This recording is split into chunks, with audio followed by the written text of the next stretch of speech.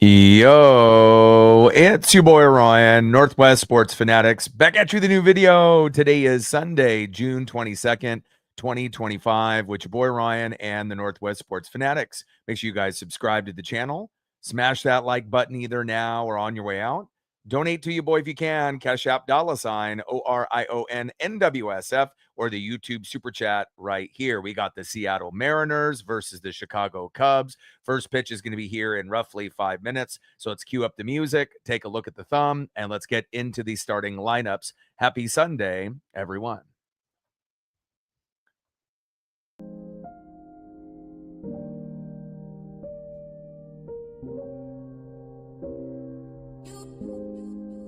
On the thumb, on the left, the best catcher in baseball, big dumper, Cal Raleigh. And on the right, the stud from the Houston Astros, now on the Chicago Cubs, Kyle Tucker. Now let's get into the starting lineups here first for the visiting Seattle Mariners. Leading off for the Mariners at shortstop, J.P. Crawford. Batting second, playing center field, Julio Rodriguez. Batting third, DHing today for Seattle, big dumper, Cal Raleigh. Batting cleanup, batting fourth, playing second base today for Seattle, Jorge Polanco. Batting fifth, playing left field, Randy Arozarena. Batting sixth, catching today for the Mariners, Mitch Garver. Batting seventh, playing first base, Donovan Solano. Batting eighth, playing right field, Dominic Canzone. And batting ninth, playing third base, Miles Mastrobuoni. And on the mound for the Mariners, our ace, 1-2 record, ERA of 2.55, had 10 Ks in his last start since April 25th. And a few days ago, getting those 10 Ks was great, but we didn't get any run support. Hopefully we can get that dominant Walter performance that we're all expecting here today. It is Logan Gilbert. And now let's get into the starting lineup for the home Chicago Cubs. Leading off for the Cubs in left field, Ian Happ. Batting second, DHing today for the Cubbies, Kyle Tucker. Batting third, playing right field today, Seiya Suzuki. Batting cleanup, batting fourth, center fielder, Pete Crow Armstrong. Batting fifth, playing first base, Michael Bush. Batting sixth, playing shortstop, Nico Werner. Batting seventh, playing third base, Matt Shaw. Batting eighth, catching today, Reese McGuire. And batting ninth, playing second base, Vidal Brujan. And on the mound for the Cubbies with a 4-2 record, ERA of 3.84, Colin Ray. And again, we'll be shooting for 20 likes within the first hour, 50 or more, by the time the stream is all said and done. And obviously we'll be shooting for 100 in the donos on every single stream. Colin Ray on the mound, and in the box, J.P. Crawford. On deck, Julio Rodriguez, and batting third this inning, DHing, big dumper, Cal Raleigh. Leading the MLB with 30 homers. How many will he finish with? No one knows.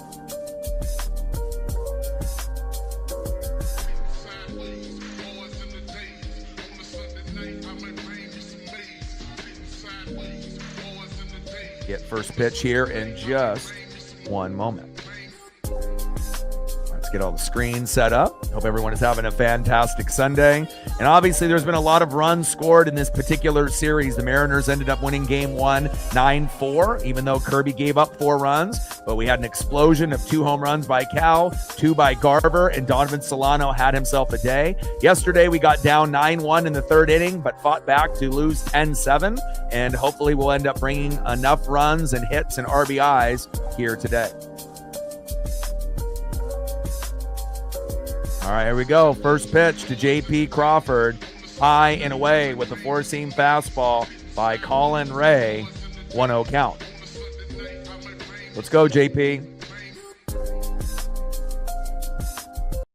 Let's go, baby. We got new music from Brooks Beats.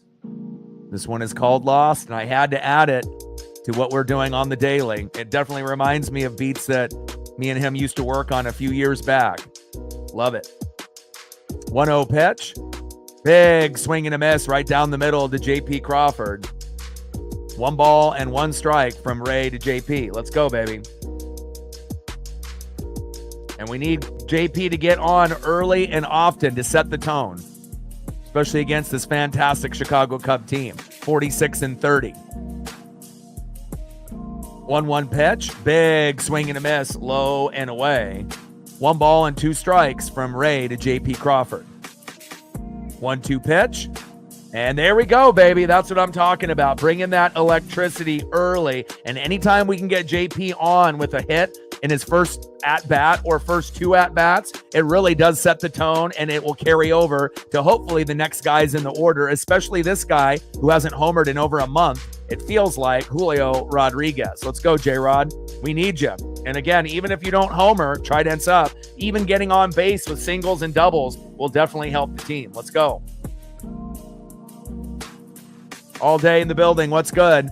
First pitch to Julio Rodriguez. He gets a good hit on that sweet spot, but flies out to right, almost homers, and maybe that'll be a sign for good things to come later in the matchup. Always going to be overly aggressive, and it was working for him in May, but March and April weren't too kind to Julio. In June, not so much. So hopefully he can get back into the groove of things, but getting a deep ball and almost homering at his first at-bat is a good sign, I would say.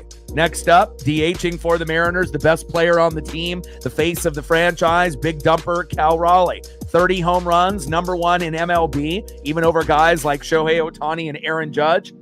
Pretty amazing to think. And again, doing it as a switch hitting catcher, again, this might be the greatest season that we've ever seen, from a catcher. And first pitch, back, see ya. And it continues, baby. Let me show ya. Let me tell ya. See ya. Cal Raleigh homers to center, 414 feet with JP on board. 2-0 Mariners. That's what I'm talking about, baby. Bringing that electricity.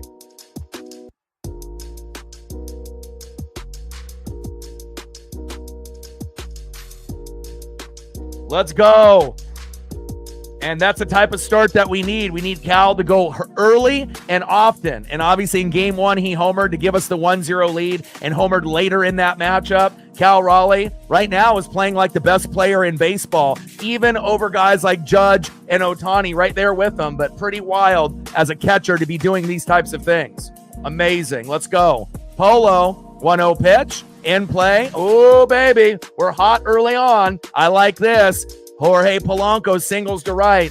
The only person out of the first 4 guys not to get a hit is Julio, but we're not surprised. But nice job by Jorge Polanco. Keep the drive going. Next up, left fielder Randy Arozarena. And Randy usually strikes out, looking, swinging, or gets a single or double. Let's go, Randy. Let's keep it moving. First pitch, inside with the sweeper, 1-0 count. Ray, shaky early, and I love it. Let's go.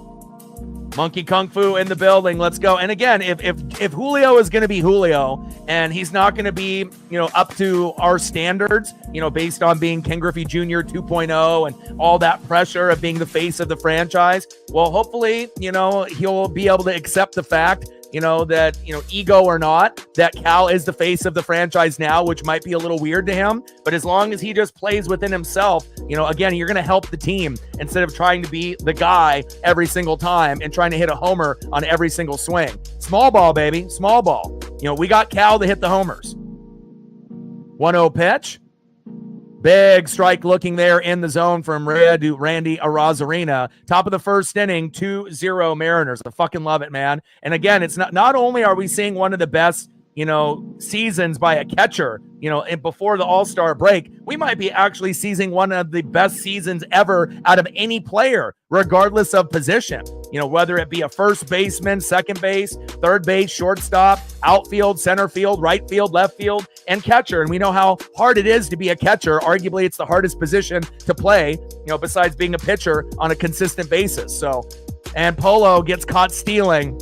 And again, we've had a problem lately with Julio and a few others, either get caught at first, kind of leaning too hard to second, or not getting a very good jump. But also, you got to give credit to the catchers on the other side for throwing some of the Mariner players out. But definitely hurts our chances to be able to get more when you have those kind of blunders and bugaboos that the Mariners have had lately. We weren't really having that problem in the 9-series consecutive win streak. But after that ended, no bunting, we're getting thrown out. And again, hopefully that'll be something that will change as time goes on, hopefully.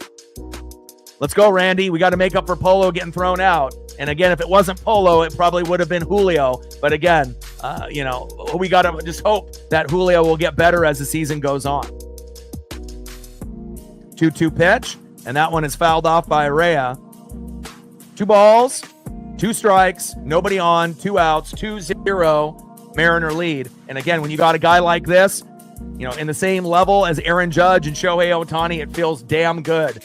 It's like really the first time that we're getting stats like a Ken Griffey Jr. in 2025. And again, when we first brought Julio up, everyone assumed, including myself, early that maybe this would be the savior of the Mariners and one of the guys that we could pair up with Gilbert and Kirby to kind of have a trio.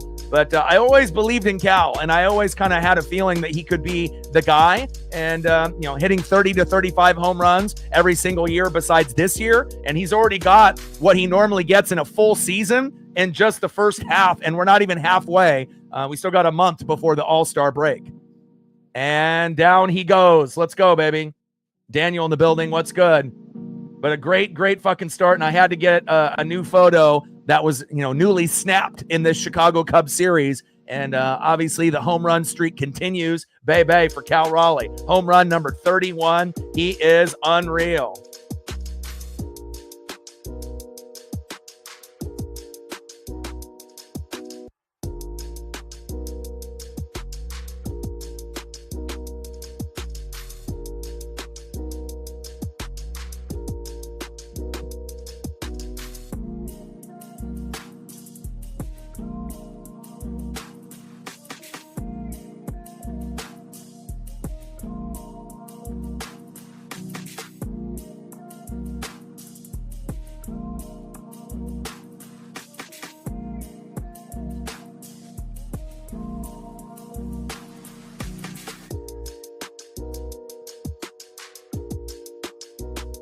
And now let's get into the starting lineup here for the Chicago Cubs. Leading off, 3 homers in 2 days. Hopefully that's it. Left fielder Ian Happ.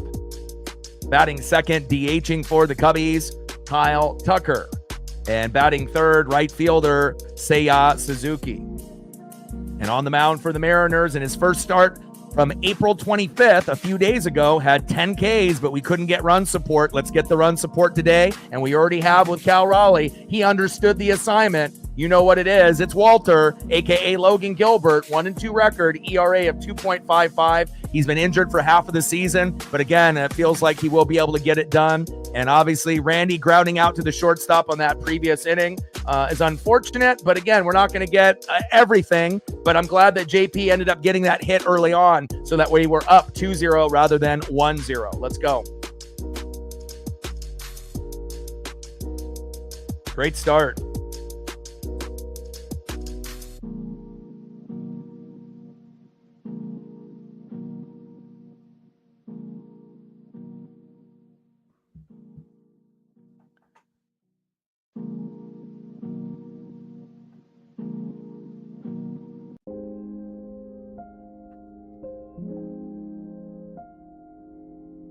First pitch from Logan Gilbert to Ian Happ. Takes a strike looking with a slider in the zone. 0-1 count. Let's go, baby. And I'm not expecting 10 Ks against the Chicago Cubs. This is a very good team, but I'm hoping somewhere between that 7 and 10 range, if he gets to that number, it gives us a better chance to be able to compete and not only that win, but even if he only gets 4 to 6 Ks, gets a lot of pop-ups and ground outs, cheap, outs, we can still win that way as well. As the 0-1 pitch and in play flies out to right, 1 away. We'll take that. Especially with Ian Happ hitting 3 homers in the last 2 days. The last thing that we need is him homering again. Good defense there by the Mariners. Next up, DHing today for the Cubbies, Kyle Tucker. First pitch, right down the middle, fouled off. 0-1 count. Let's go, baby.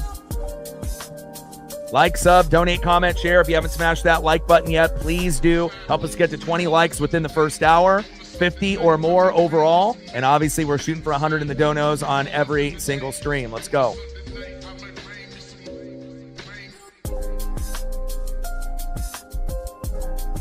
All day in the building, Monkey Kung Fu in the building, Daniel in the building, Cole in the building. What's good? 0-1 pitch, high and away. 3 feet off the plate there by Logan Gilbert. 1 ball, 1 strike to Kyle Tucker. A combination of slider, splitters, and 4-seam fastballs so far in the pitch count here. 1-1 pitch, high and away. 2 balls and 1 strike from Gilbert to Tucker. And again, if Cal, ends up winning, the home run title this year, and he ends up not getting, the MVP, and they give it to Aaron Judge in the American League and Shohei in the National League, it wouldn't really shock me. But again, it's not only having one of the best, seasons as a catcher, but having one of the best seasons overall. We saw the hype on when Judge got 62 home runs in 2022. What happens if Cal ends up getting 64 to 70 and ends up having a season like Barry Bonds or Sammy Sosa, Mark McGwire, but with no steroids? It's a big thing. So, and down goes Tucker flying out there to left, 2 away. We'll take that, baby.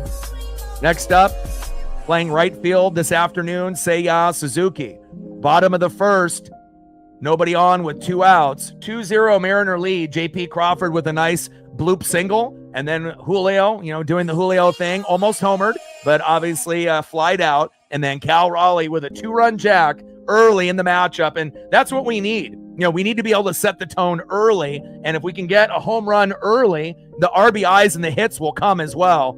And back. Seiya Suzuki says, hey, Cal Raleigh, you can homer. I can homer too. And we don't want to see Logan Gilbert give up more than 3 runs. There's number 1. And hopefully that'll be it for the day. I know Logan is pissed, but we'll find a way. 2-1 Mariners. Plus, it makes it kind of more exciting when we end up having the score go back and forth. And this series has been electric. First pitch to PCA, Pete Crow Armstrong, one of my 3 favorite new players that are in the league. And again, you can only imagine how much better Pete Crow Armstrong is going to get as he takes a strike looking right down the middle with that slider, 88 miles an hour by Logan Gilbert. Love me some PCA, Pete Crow Armstrong. Love me some James Wood, out there for the Nats. Love what he's doing, being a young buck. And love me some Jacob Wilson on the Athletics. Those 3 guys are really going to carry this league for years to come. 0-1 pitch. Big swing and a miss. Low and at the knees. Pete Crow Armstrong had that solo dinger in game number 2. Nothing in game 1. And hopefully we'll be able to limit the damage here by PCA. 0-2 pitch. Fouled off low and away. No balls and 2 strikes from Gilbert to PCA. Josh in the building, what's good? And obviously, as our starting pitching staff, it's not a top 3 or top 5 staff anymore because we're hurt. But again, with injuries to Logan Gilbert and Bryce Miller and George Kirby have made it a little bit more challenging. The bats have started to light up, and hopefully the pitching can give us a nice even performance. Pitching, bullpen, hitting, power, as well as playing small ball as well. 1-2 pitch, low and away. 2 balls and 2 strikes from Gilbert to Pete Crow Armstrong. Come on, baby.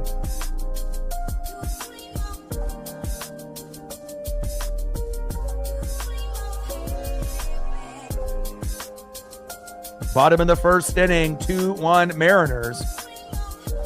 2-2 pitch, fouled off low and at the knees. 2 balls and 2 strikes with nobody on and 2 outs. 2-run jack by big dumper Cal Raleigh, 31, leading MLB over names like Aaron Judge and Shohei Ohtani. Someone pinch me. Crazy. And then on top of that, Seiya Suzuki with a solo dinger just a moment ago to give them a 2-1 lead for the Seattle Mariners. So again, homers, it seems like, it's going to be one of those games, maybe similar to game number 1, but hopefully we can find a way to win this. And Logan Gilbert hopefully only gives up 3 or less, 4 at the most, but the bats need to come alive. Magic number for the Mariners, 5 runs, 7 to 10 hits. We hit that. We should have a good chance. And then down goes the Cubbies here in the end of the first inning, but not after the damage was done by Seiya Suzuki with the solo dinger. Let's see who's up next here for the Seattle Mariners.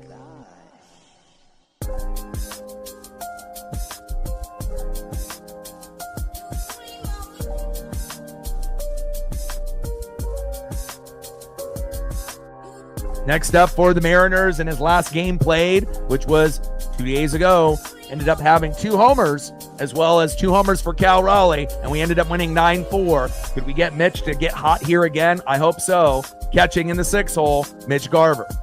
Batting second, having himself quite a great couple weeks. Starting off the year 4 for 40, batting 100. A lot of us were thinking, man, why is this guy even on the team? But he actually has been a big contributor late within the last few weeks. And is it crazy to say I actually trust Donovan Solano to get a hit lately in the last 2 to 3 weeks over guys like Julio and Dylan Moore? And the answer is, yes, I do. Let's go, Donovan. I know you can do it. And batting third, freshly called up from the Tacoma Rainiers after we let Leody Taveras go and get deactivated, right fielder Dominic Canzone. Let's go, Dom. We need you. And then obviously after those 3 individuals, we end up getting to it. We might be able to get to the 9 hole, and we have Miles Mastrobuoni. So no Cole Young and no Ben Williamson, but I'm okay with it. Those guys are young, and some games they're great, other games they're struggling. They're rookies this year, and to be able to have guys like Dominic Canzone and Miles Mastrobuoni fill in, for a particular day, lower in the lineup, I'm totally okay with that, and hopefully these guys will be able to get it done. And it was maybe a month and a half. If we would have had Garver and Solano in the lineup, it almost felt like, oh God, this is going to be a long day. But lately, they've actually been an asset, not a liability, and that's great. Colin Ray getting shaken up early. Great pitcher, 4-2 record with an ERA of 3.84. And a lot of the quote-unquote experts said that we had no chance of winning today. But we'll see. Again, if we can get on early and often, like we did with Cal Raleigh, if you got a Cal Raleigh on your team, like an Aaron Judge or a Shohei Ohtani, and they're hot, you literally can compete in any game, because you just never know how many homers and how many ribbies they're going to get. Is it 1 home run? Is it 2? Is it 4 ribbies? Is it 6 ribbies? You don't really know. But again, I like our chances here today. Let's go. Elliot in the building. What's good? Steph in the building. What's good? Yeah, I miss Rowdy too, but if you had to choose between Rowdy, lately and what Donovan Solano has been doing lately, you have to go with Solano. Obviously, Rowdy is more likable, but again, Rowdy is one of those guys, he's either going to hit a home run, which is, not as often as we would like, or he's going to get a slow dribbler or strike out. So I think with Donovan Solano proving, that he can go 2 for 4, 3 for 4, 1 for 4, and actually be an asset to this team. In the beginning of the year, we were kind of wondering, man, Garver stinks. Solano stinks. Trent Thornton stinks, but again, Leody Taveras and Rowdy Tellez, they did some, good things for us, but again, it does come to a point where, we're going to have to understand, what's in play here for us. 0-1 pitch in play, and Solano lines out to center, 2 away. And hopefully we can get some good production out of Garv and Solano as the matchup continues. And they've been good lately. Who would have thought? Let's go, Donovan. Next up is Dominic Canzone. First pitch low and away from Rhea to Canzone with the splitter. 1-0 count. Let's go, Dom. Let's get it. Elliot, what's good, brother? Missed you. I saw you. I saw you obviously with your post there. So. And Dominic Canzone back. See ya. Here we go. We have a good chance of winning here today. Dominic Canzone homers to left center, 394 feet, 3-1 Mariners. That's what I'm talking about, baby.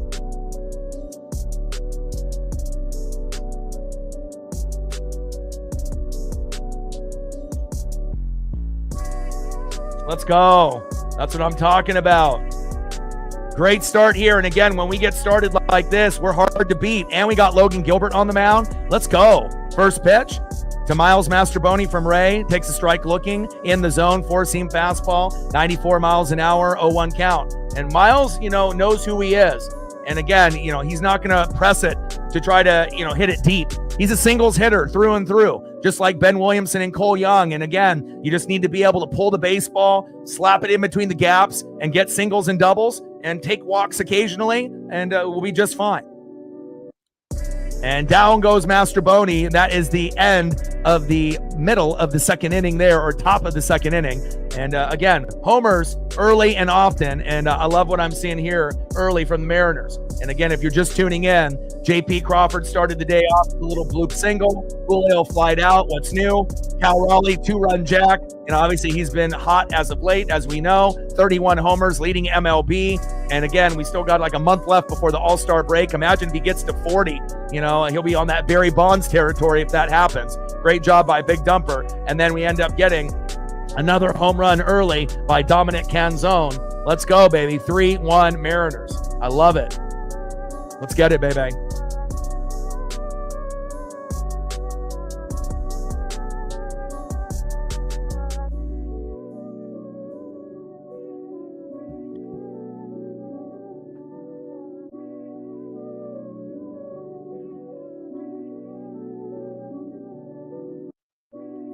Nice, yeah. And again, I'm hoping that Skeens, will end up, pitching in Seattle for the 4th of July. And I understand, obviously, that means that the Mariners would have a chance to lose if Skeens is on, but again, he doesn't get the run support, which is a damn shame, but the Pirates are just not really that good this year. And again, for a guy that is one of the best pitchers in baseball with Scooball, the difference is the Tigers are their first place team, and he gets a lot of run support. Scooball, Skeens is on the same kind of level as a righty, but just doesn't get the day in, day out run support. And obviously his win-loss record reflects that. But if you look at his ERA, both of them, obviously in the high ones or low twos. And again, it's amazing to be able to see elite pitchers, like Skeens and Scooball do what they do. And I probably will only be going to like 1 or 2 games this whole year, so I'm definitely looking forward to it. Let's go to the bottom of the second inning with a nice 3-1 lead. Mastroboni grounds out to the pitcher on that last out, and hopefully we can get some more early and often. Let's go. Next up is first baseman Michael Busch.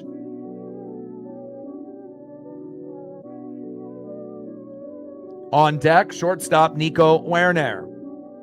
And batting third baseman Matt Shaw. But so far, so good. Besides giving up the solo jack to Seiya Suzuki, we'll take it. 3-1 Mariners early. And it seems like it's going to be a home run derby, just like it was, obviously, in game number 1. Cubs had 5 homers yesterday and obliterated us. And again, it's our time to get a little payback. And for all the people that thought that we weren't good enough to win this series because they were, 46-30, it's showing you, we have a team that's good enough to compete with anyone, especially when you play up to the competition instead of playing down to the competition when you play teams like the Angels and the White Sox. 0-1 pitch, big swing and a miss right down the middle to Michael Busch. Behind in the count, 0-2. Let's go.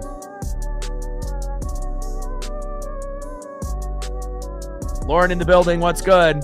0-2 pitch, big swing and a miss. That's my boy. That's Walter. See ya. Nice punch out for Logan there. 1 away. Way to bring that electricity, baby. Next up for the Cubbies, in the 6th hole, shortstop Nico Werner.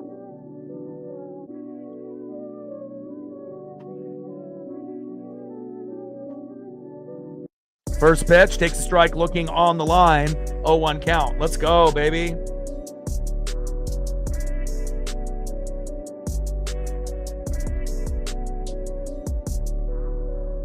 0-1 pitch, fouled off right down the middle with the curveball. Behind the count 0-2. Most home runs before the All-Star break in Mariners history. Ken Griffey Jr. in 98, 35. Ken Griffey Jr. in 94, 33. Cal Raleigh in 2025, 31. And we still got a month to go. Cal has a chance to even eclipse Ken Griffey Jr., and the most home runs before the All-Star break, which is really saying something, since, Griffey had a couple seasons of 50 and 50 plus, and that's pretty amazing. And then 30 by Ken Griffey Jr. in 97, 29 by Ken Griffey Jr. in 1999. So Cal is in really rare air where he's the only guy other than Ken Griffey Jr. in 4 separate seasons to have 29 homers or more by the All-Star break. But the crazy thing is, Cal is already third. 33 and 35 are Ken Griffey Jr.'s record. He's at 31 with a month to go, and there's a good chance he's going to get more than 4 home runs in a month. So pretty wild to see this run by Cal Raleigh. 0-2 pitch, and Nico Horner strikes out swinging. Here we go. That's what I'm talking about, Logan Gilbert. Hey, babe, way to bring that electricity. Let's get it. Nice job. 2 away. Next up, third baseman, Matt Shaw. Let's go, baby.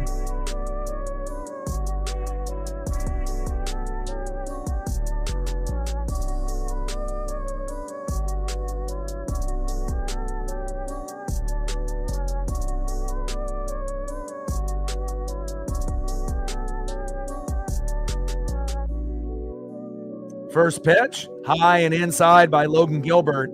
Four-seam fastball, 94 miles an hour, 1-0 count. Let's go, Logan. Wheel and deal, baby. 1-0 pitch, high and inside with the slider, 85 miles an hour. 2 balls and no strikes from Gilbert to Shaw.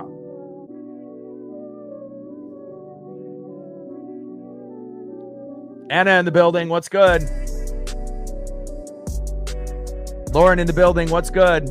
Feels good, to be able to pop off early and often, and again, a 2-run jack by Cal, a home run by Dominic Canzone, solo dinger. And again, when we can get home runs early, we're hard to beat, especially if our pitching is good. And we can give up an occasional solo jack here and there, as long as we're not giving up grand salamis, 3-run jacks and 2-run jacks. It seems like this is going to be a good home run type of game. And again, we already got 2 homers for the Mariners, 1 for the Cubs. I don't know how many we're going to end with, but it seems like this is going to be a shootout.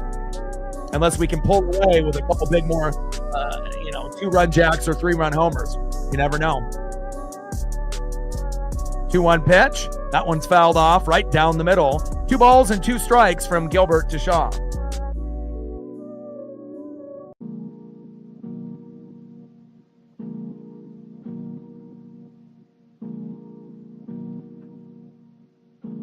And we got a new one here by Brooks Beats called Lost. And obviously on socials, as soon as I heard it, I was like, ooh, got to have this one.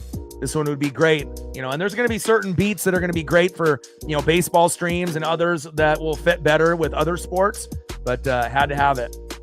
My boy. And again, this one definitely reminds me of certain type of a style and beat that, we would, kind of collaborate together years back.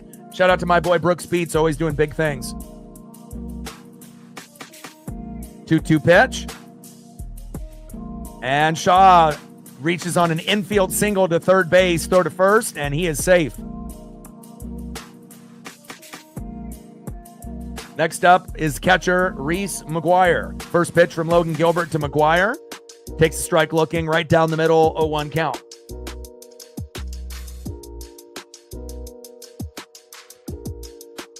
Oh, 1 pitch, high and away. 1 ball and 1 strike from Gilbert to McGuire.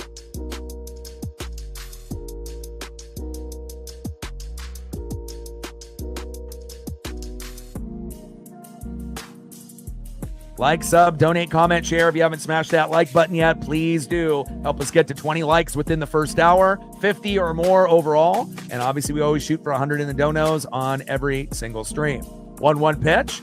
Takes a strike looking in the zone. 1 ball and 2 strikes with a runner at first and 2 outs. 3-1 Mariner lead with a 2-run jack by Cal Raleigh with J.P. Crawford on board. And then also a Dominic Canzone solo jack to give us the 3. Seiya Suzuki with a solo dinger for the Cubs, and we're sitting at 3-1 here in the bottom of the second, and a nice stolen bag by Shaw. Hopefully we can get guys like Polo and Julio to learn that type of technique, so that way we don't get thrown out in between the bases. But, it's been kind of rough on that department lately, but we'll see how that ends up, getting hopefully a little bit better as the game goes on.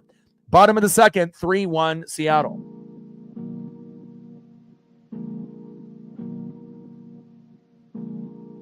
1-2 pitch. That one's fouled off low and away. 1 ball and 2 strikes with a runner at second and 2 outs. 3-1 Mariner lead. Let's go.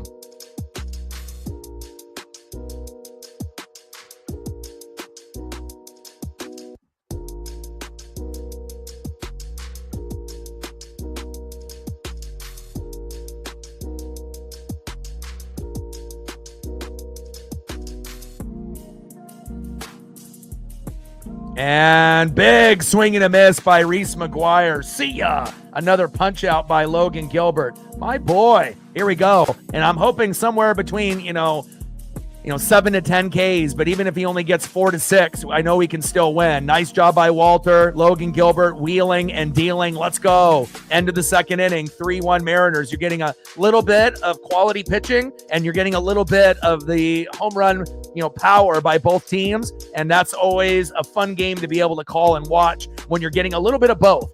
Obviously when you get a game where it's, each pitcher has 10 Ks and it's like 0-0, going into the 7th, and then something good is going to happen eventually. Those can be exciting as well when it ends up being a pitcher's duel. But I like it when you get, some home runs, some ribbies, but then also you get some good pitching in between. And that's what we're getting here so far.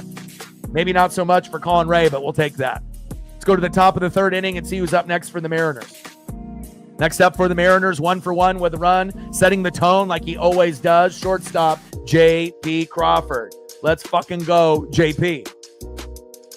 Batting second, 0-for-1, center fielder, Julio Rodriguez. And batting third, DHing for Seattle, big dumper, the best catcher in baseball. 31 homers so far. How many will he get? 60 to 70. Cal Raleigh. Let's fucking go.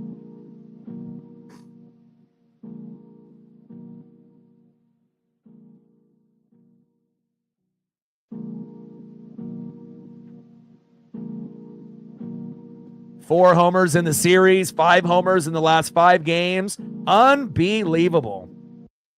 Kevin Durant getting traded to the Rockets. Not really going to make a difference there, but they'll have better scoring with him on the team, but defense got much worse.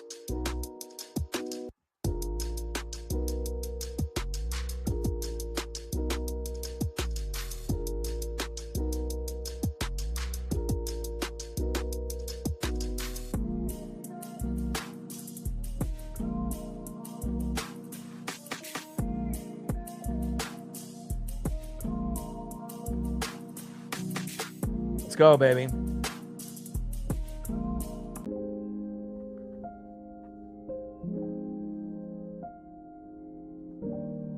First pitch to J.P. Crawford from Colin Rea. Takes a strike looking in the zone. 0-1 count. 0-1 pitch. In play.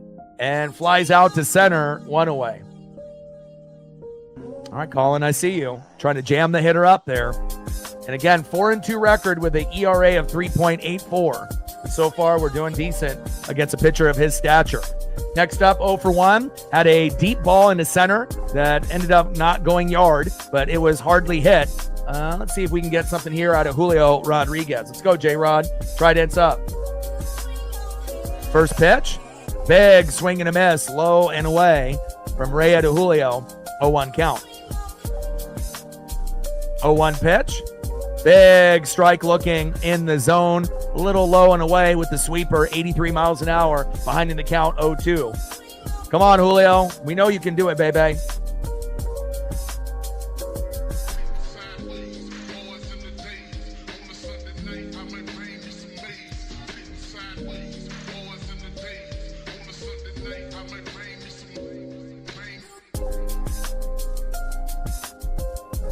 Let's go, J-Rod. Try dance up, baby. And it doesn't have to be a homer. Just get on base. Small ball.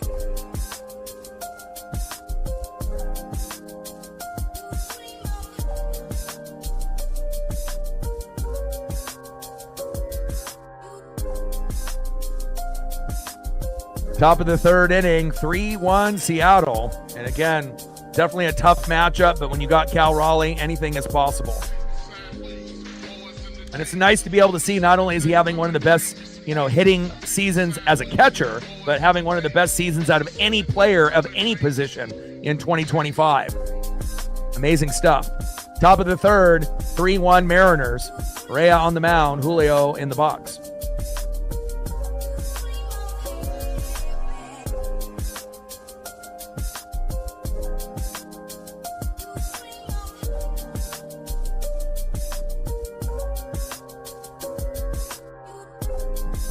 (0-2) pitch.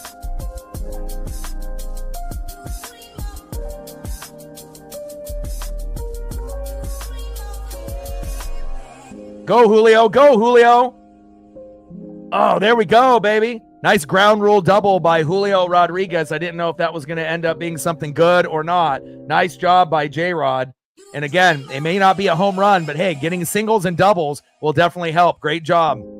Next up, DHing here today, big dumper Cal Raleigh. First pitch, high and away with a curveball, 80 miles an hour by Rea. 1-0 count.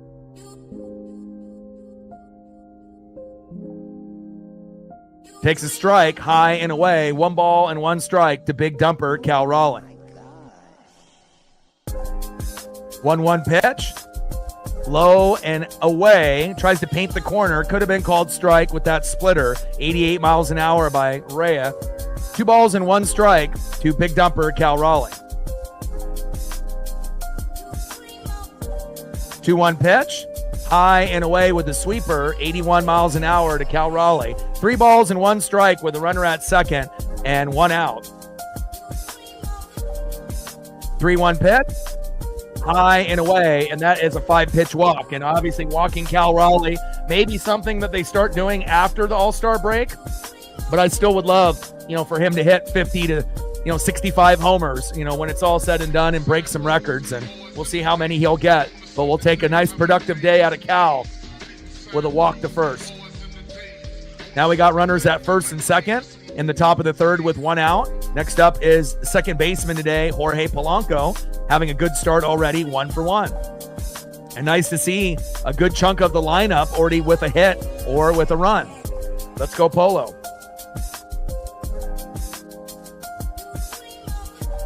First pitch to Jorge Polanco, fouls it off high and inside, 0-1 count.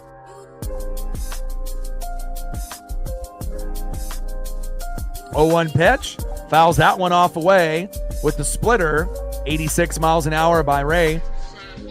Jorge Polanco in the box, calling Rea in the mound.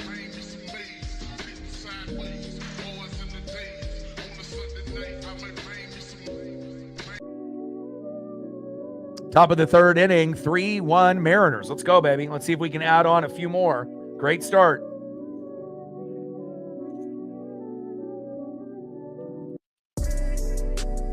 (0-2) pitch, high and away with a 4-seam fastball. 1 ball and 2 strikes with runners at first and second and 1 out. 3-1 Mariners lead. Let's go.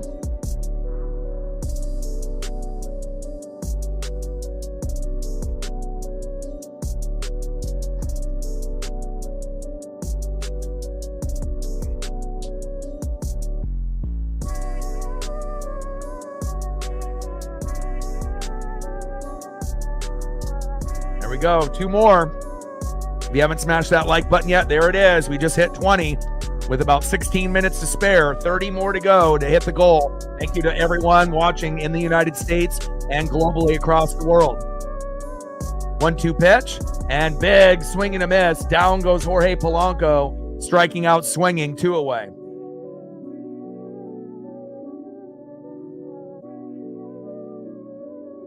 Next up for the Mariners, 0 for 1, left fielder Randy Arozarena. Let's go, Randy. Top of the third inning, runners at first and second. You get an RBI double here. It'll be 5-1 Mariners. Let's go. Could possibly be a 2-run RBI double if Randy connects. Let's see if he can do it. It's either strikeout looking, strikeout swinging, and then obviously the occasional plunk, since he obviously is the guy that get hit the most out of anybody on the roster since Ty France is no longer on the team, But again, he's definitely capable of singles and doubles, and he's been getting quite a few more lately than he did early in the season. Let's see if he can keep up the hot streak. 0-1 pitch, high and inside. 1 ball, 1 strike, with runners at first and second and 2 outs. Top of the third, 3-1 Seattle lead.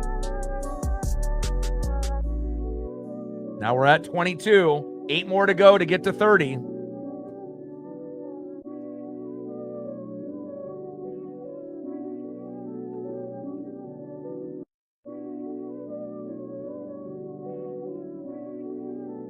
One pitch. Big swing and a miss. High and inside. 1 ball and 2 strikes with runners at first and second and 2 outs. Pitch. And Randy strikes out looking. And again, that's one of those things with Randy. Again, he does get plunked the most out of the team, but, for every time he ends up getting a big single and double, you have to realize, the strikeouts are going to be there just like Julio. Julio and Randy are kind of similar in that, kind of retrospect. They're going to get hits from time to time, but they definitely strike out a hell of a lot more than they need to be based on how talented they really are. All right, let's go to the bottom of the third. We still got a 2-run lead, and we'll take that. Let's see who's up next here for the Cubbies.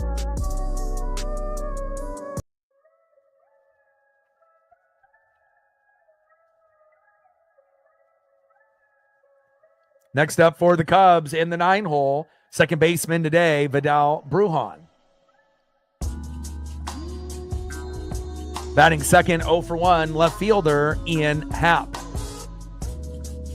And batting third, 0 for 1, DHing Kyle Tucker. Bottom of the third inning, 3-1 Mariners. Trident's up. Let's go M's. But, we already got a 2-run jack, right? From Cal Raleigh to set the tone. Dominic Canzone joined the party. So, again, we're not going to be able to get every single, player to play up to the Mariners standard like Randy and Julio. But, the game still has, a few more innings to go for them to step up, and we gained a couple subs, so I appreciate that. Now we only need 17 more to get to 20,900. So a shout out to the 2 new subs early today. We're getting about 5 to 10 a game, which is nice. And 117 until we get to the big number, 21,000. That might take a couple weeks, but I know we're going to get there.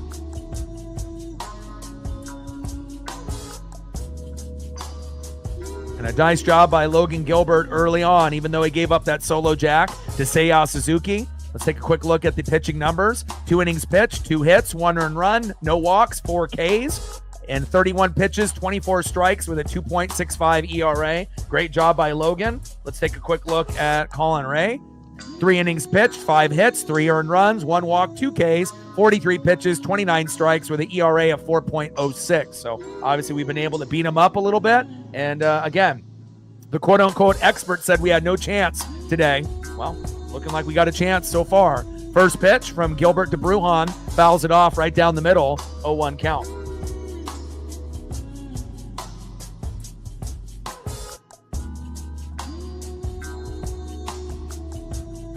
Oh, 1 pitch, high and away with the slider by Logan Gilbert, 86 miles an hour. 1 ball and 1 strike to Vidal Brujan. Let's go, Logan. Wheel and deal, baby. Bring that electricity. And again, in his first start last week, since April 25th, he had 10 Ks. We didn't get any run support. But Cal Raleigh is on a heater right now, and anything is possible with Cal being hot. 1-1 pitch. And Brujan flies out to center, almost the identical spot Julio did in his first at-bat. 1 away. Next up for the Cubbies, 3 home runs in 2 games, left fielder Ian Happ.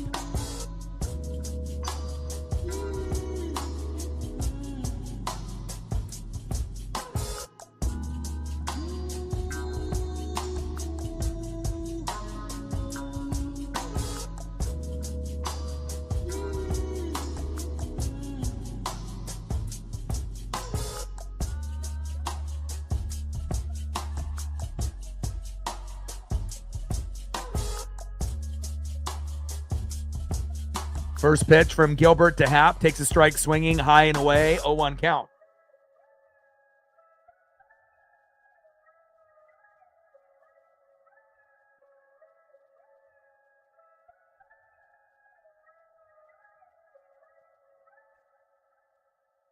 0-1 pitch. Big swing and a miss. Behind in the count 0-2 to Ian Happ. Let's go, baby.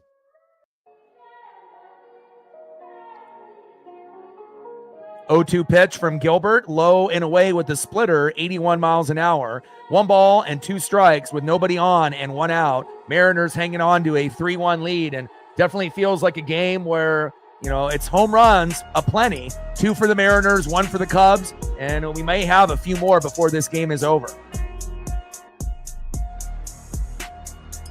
Appreciate you all day, and Captain, for helping us get to that number. We're at 20 plus. Now we're just trying to get to 30, 30 to 40, 40 to 50, and we're still looking for our first dono on our dono train.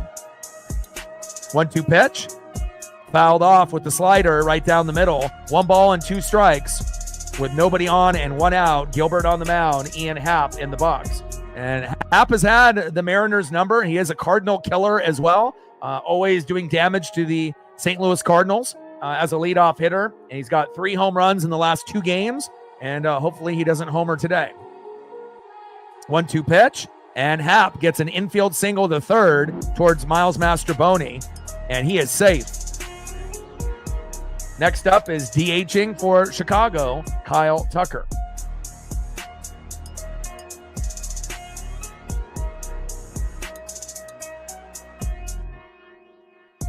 There we go. Captain's getting it started early. Appreciate that. Stacks on stacks. Racks on racks with the little Cactus Jack. Bang, bang. Appreciate you. We're at 5:95 to go. First pitch to Kyle Tucker, low and away with the 4-seam fastball, 1-0 count. And if you're just tuning into the broadcast, JP had a nice bloop single to start off the game, and he always sets the tone. Julio flied out, almost homered, but just missed. Got it to the warning track. That was obviously the first out. And then Cal Raleigh up at number 3 as a DH. He got a 2-run homer, 414 feet, 31 on the year, number 1 in MLB, not as just a catcher, but overall over guys like Judge and Ohtani. And that gave us the early 2-0 lead. Bottom of the first, Seiya Suzuki had a solo jack, made it 2-1. And then obviously in the the top of the second, when Dominic Canzone came up, he homered to left center with a solo jack, 394 feet. And now we're sitting at a 3-1 game.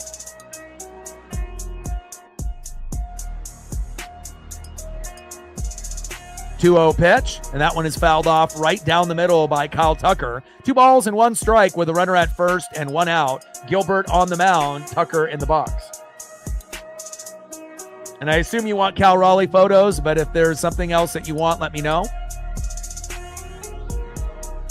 2-1 pitch. Big swing and a miss by Kyle Tucker. That doesn't happen that often. 2 balls and 2 strikes with a runner at first and 1 out. I mean, it would be nice to get a slow dribbler right up the middle to JP for a double play, but I'm not sure if Tucker will allow that to happen. We'll find out here. 2-2 pitch, low and at the knees. 3 balls and 2 strikes from Gilbert to Tucker.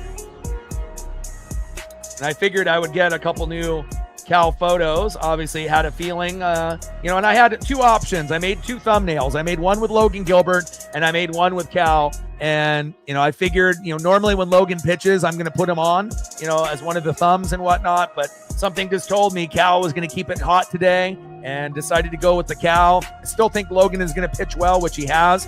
And so far, so good. 3-1 Mariners.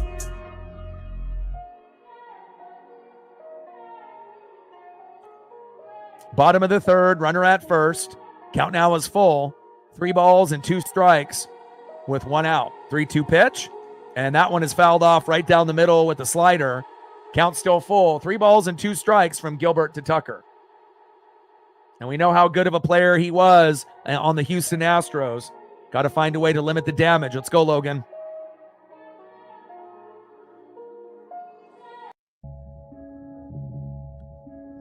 (3-2) pitch. Big swing and a miss. Down goes Tucker. Way to bring the electricity. My boy, Logan Gilbert, showing his dominance. And, Brian Wu held it down while Logan was injured. But Logan is our number 1 pitcher on the staff, even though the record may not, show it because he was out for half of the year. He's only at 1-2. But once he can start getting a few wins under his belt, we're starting to feel pretty good about Logan Gilbert when he's on the mound. much better, from the rehab than George Kirby was when he was terrible in his first 3 starts, had the career high 14 Ks, but then gave up 4 runs in game number 1. So Kirby's still not the same player. Suzuki flied out, and that is the end of the 3rd inning. And I'll love it, when you got players that will be overly aggressive like Julio, but obviously Suzuki homered at his first at-bat, so he's got all the right to go a little overly aggressive on Logan to try to get that first pitch strike right down the middle to take it yard. But Logan jams him, and we get out of the 3rd, 3-1 Seattle. Let's go to the top of the 4th and see who's up next here for the Mariners.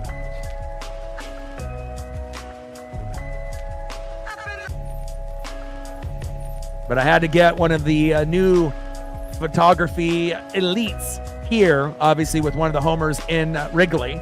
So I love this one. And we'll see what we get as we move forward, obviously throughout the season. Trident's up, and we know how great Cal Raleigh has been, what he means to this team. Trident's up. Let's go, baby.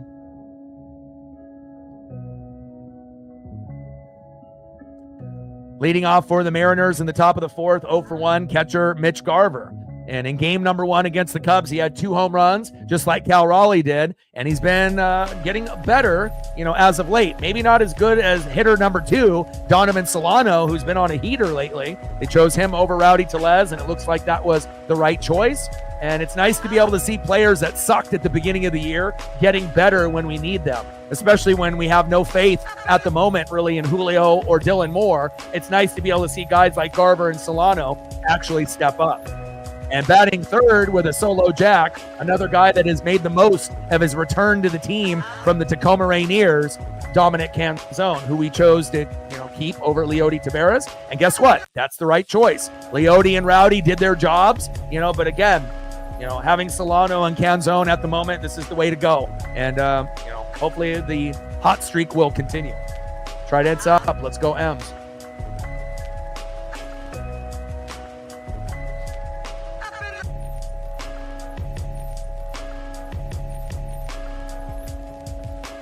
And nice to be able to see a guy that only had 1 home run going into the season. When we played the Cubs a couple days ago, and then he hit 2. So now he's at 3 for the year. And again, hasn't been good. But again, defensively as a catcher, he's been doing a pretty good job. I can't wait to see Harry Ford get the call up whenever that may be. But again, hopefully Garv's bat will continue to stay hot. First pitch, takes a strike looking in the zone. 0-1 count. 0-1 pitch, low and away with the sweeper. 1 ball and 1 strike from Colin Ray to Mitch Garver. 1-1 pitch, low and away with a sweeper. 84 miles an hour. 2 balls and 1 strike from Colin Ray to Mitch Garver. Let's go, Mitch.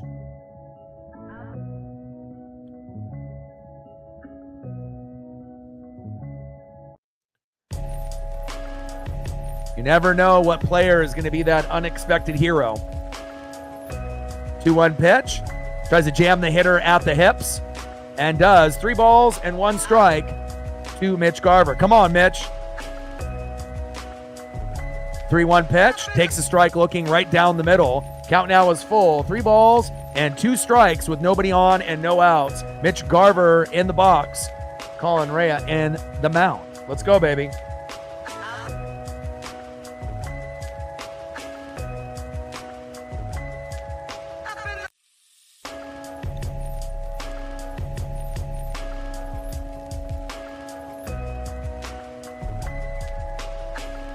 Three-two pitch, and Garver flies out to left.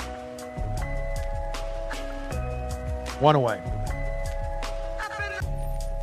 Next up for the Mariners, playing first base and actually doing a pretty good job.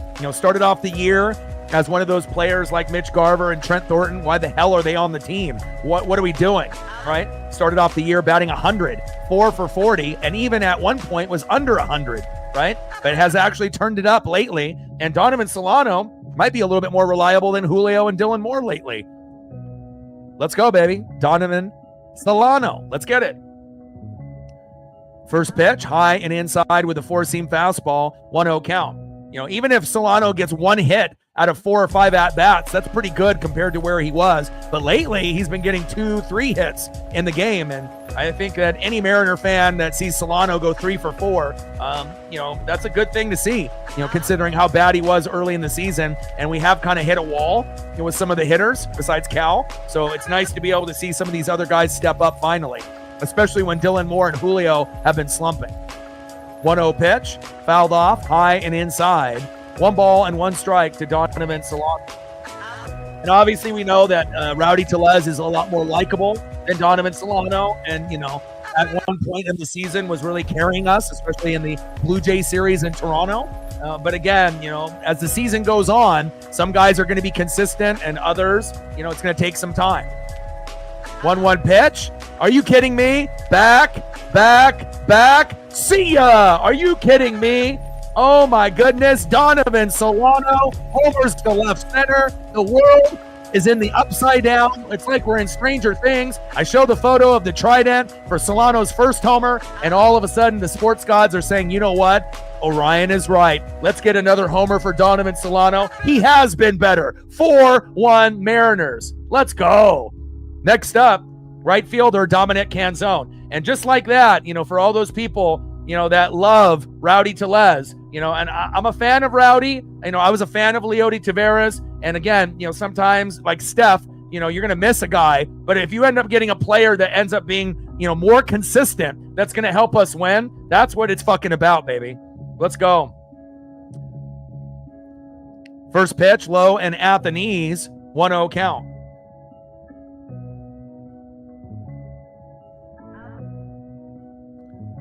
1-0 pitch, fouls one off right down the middle. 1 ball and 1 strike to Dominic Canzone. Let's go, baby. Unbelievable.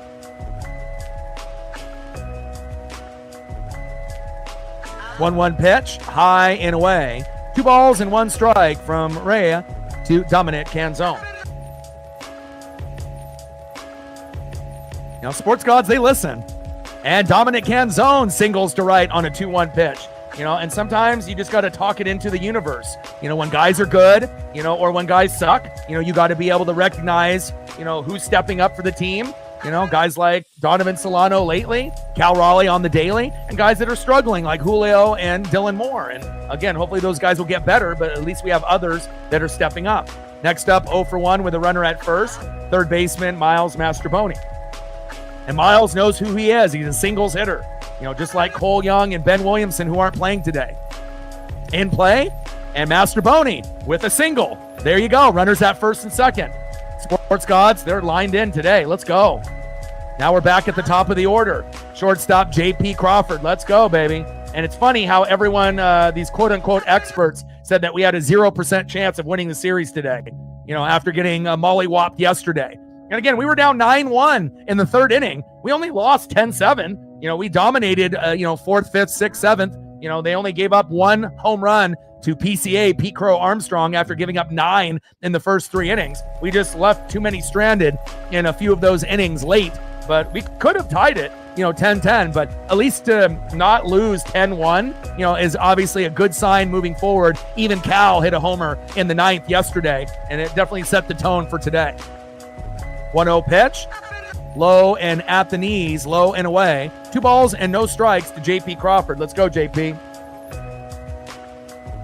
There's a lot of players that are better than Mike Piazza. If we're going back, Yogi Berra, Johnny Bench, and we're going to go to Pudge Rodriguez, Buster Posey. All those guys are better than Piazza. But Cal is not only having one of the best seasons as a catcher of all time, Johnny Bench, he's having one of the best catchers of any player of any position.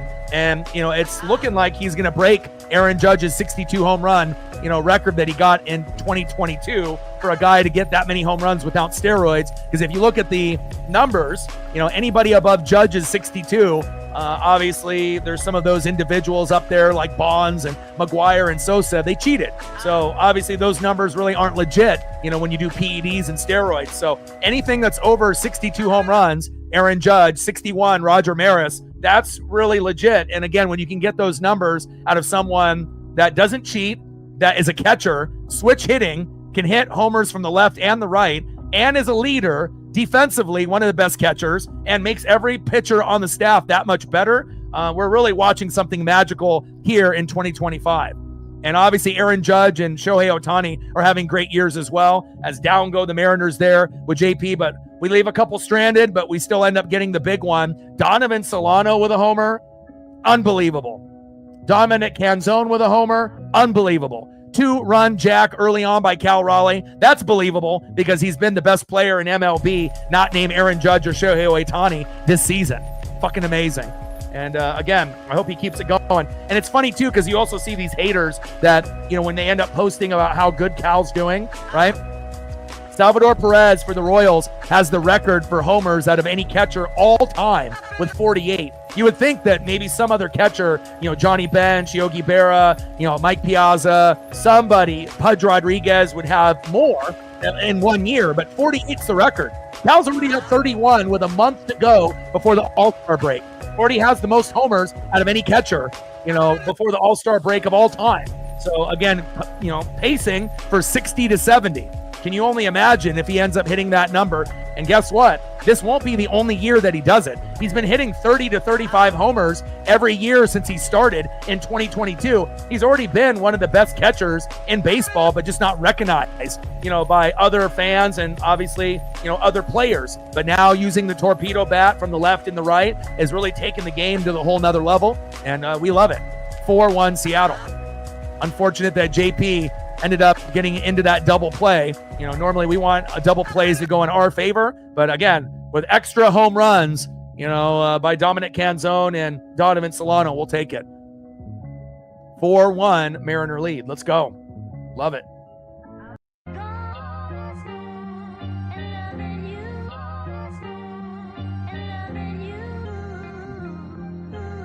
Yeah, I don't think you're going to get teams like intentionally walking Cal.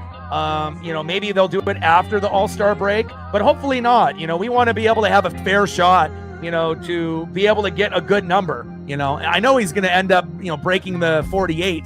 You know, he'll be able to get 50 or more. But the real question is, where does he get? You know, does he go 50, you know, and slow down or have an injury, you know, or does he end up getting to 60, or does he do something like incredible and get to like 70? You know, like we don't really know, but again, Cal is definitely on a heater, and if we didn't have Cal Raleigh, you know, they say the MVP is for the most valuable player, right? If Aaron Judge wasn't on the Yankees, they could still be a playoff team.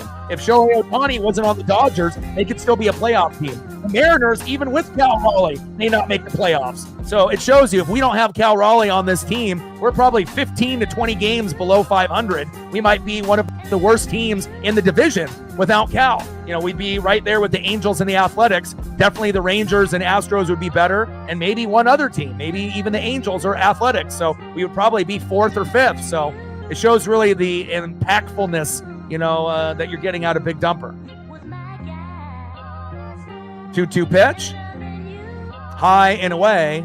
Count now is full. 3 balls and 2 strikes to PCA, Pete Crow Armstrong. And I love me some PCA.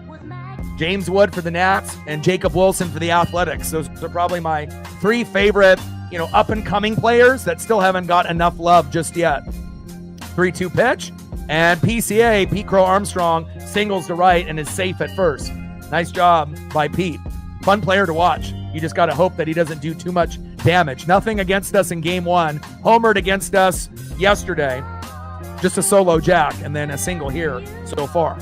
Next up is first baseman Michael Busch. And hopefully we can get a punch out or a double play here. Let's go. Punch out and then a double play to Nico, or a double play if we can get Busch to hit it right up the middle. First pitch from Logan Gilbert to Michael Busch. High and away, slider, 1-0 count. And so far, Logan has been wheeling and dealing. He's been out for half of the year. George Kirby still hasn't looked, you know, as a top 20 pitcher since his injury, missed the first 50 games. Logan started the beginning of the year, you know, played a couple games, got hurt, missed a, you know, month and a half.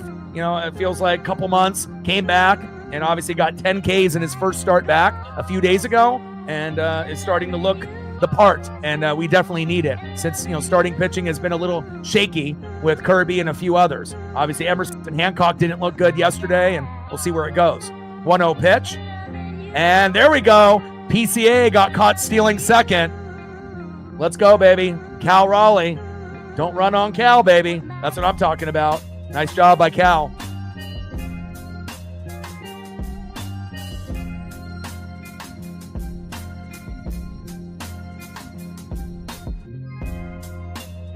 So nice to be able to match up. You know, Polo got thrown out in between the bags early in the matchup, so at least we get a little payback. 1-1 pitch. Big swing and a miss by Bush. 1 ball and 2 strikes with nobody on and 1 out. 4-1 Mariner lead, and it's all homers so far. 2-run jack by Cal Raleigh to start the game. Then you had Seiya Suzuki with a solo dinger in the bottom of the first. That made it 2-1. Dominic Canzone with a solo jack, 3-1 in the top of the second. And then in the top of the fourth, unbelievably, a guy that was one of the worst players on the team, Donovan Solano homers. 1-2 pitch, big swing and a miss, and down goes Michael Bush with the punch out. There we go. Let's get it, baby. Nice job by Logan. Keep getting those Ks, baby. And now we need a double play. No. Just a force out here with 2 outs. Next up is Nico Werner. First pitch, foul at the knees, 0-1 count. Let's go, baby. Great start for the Mariners.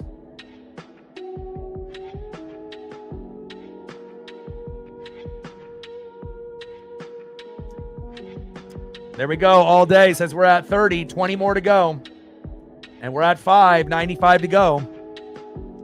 Yeah, I mean, everyone's going to be paying attention to what the big dumper is doing, you know. And again, it's just kind of unfortunate that we don't have, better pitching, less injuries, better bullpen where we could be in first place, over the Astros, even though we were at the beginning of the year. But that doesn't mean that Houston won't hit a wall at some point and we overtake them. It is possible, but it also is possible that we just finish in second, get a wild card, and, try to do some damage that way. As long as we get into the playoffs, that's all that matters. Of course, I want to win the division, but we also have to recognize how good the Stros are this year, how good the Tigers and Yankees are in their particular divisions. And we just want to be one of those names that can, join that tourney to see what could happen to make it to possibly, the ALDS, ALCS, or World Series. 0-2 pitch, low and away. 1 ball and 2 strikes from Gilbert to Nico Werner. Bottom of the fourth, 4-1 Mariners. Rays got 2 Ks, and we already got 6 out of Logan Gilbert. Man, pacing for 10. I love it. If we can get back-to-back 10K games from Logan Gilbert, we'll actually be able to get the dub today if we continue to hit the way that we have so far.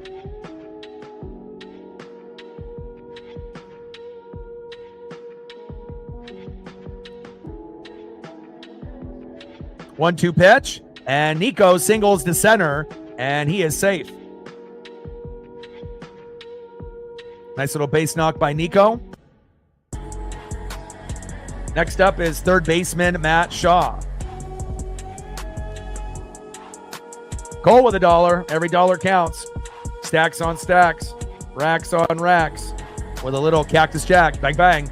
Let me know what you want to do for a photo. If you got someone baseball related or F1 related, you let me know. And Shaw grounds out to third. Mastroboni, throw to first. To Solano, got him. There we go. End of the fourth inning, 4-1 Mariners.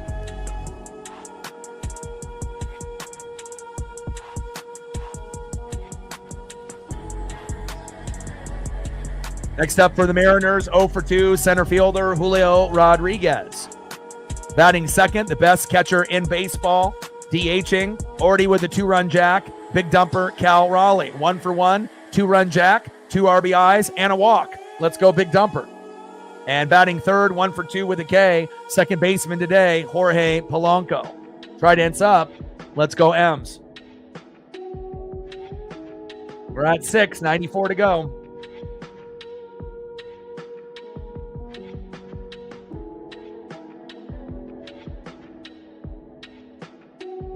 And yeah, that was Mitch, not Cal. Obviously, Mitch is catching today, and Cal is DHing. I got like a billion screens up at the same time. And obviously, I'm used to usually, seeing Cal catch. But yes, Garber is helping out our pitching staff here today.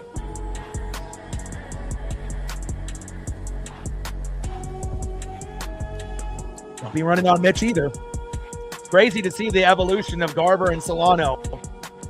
And obviously we know with Miles Mastrobuoni, some of the signings didn't really look that great, early on, obviously with Mitch Garver and Jorge Polanco last year, Miles Mastrobuoni and Donovan Solano this year.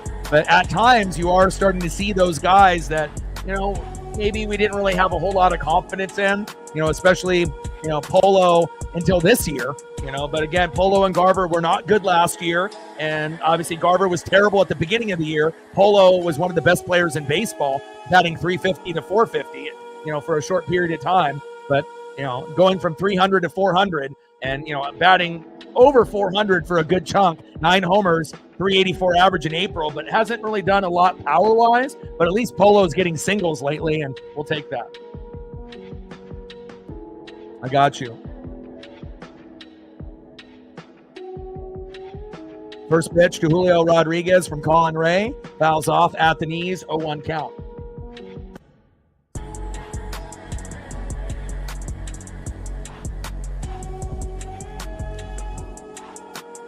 Oh, 0-1 pitch. At the knees and hips. Inside with the sinker.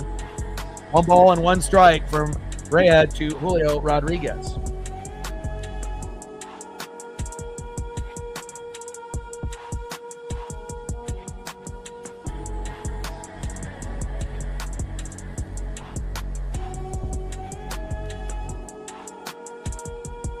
One pitch, high and away. 2 balls and 1 strike to Julio Rodriguez.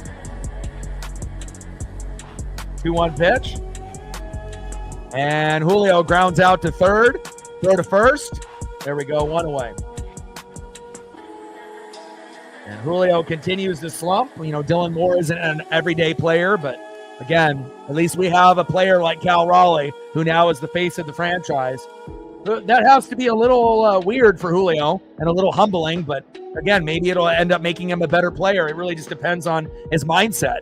If he feels in his mind that he's a superstar and deserves to be an all-star and Hall of Famer, you need to prove it. And again, you're just not as consistent. And maybe that's just who Julio is going to be. He's just going to be a good player, and he'll get hot at certain times of the year, but he's never going to be a great player or an elite player or an all-star every year.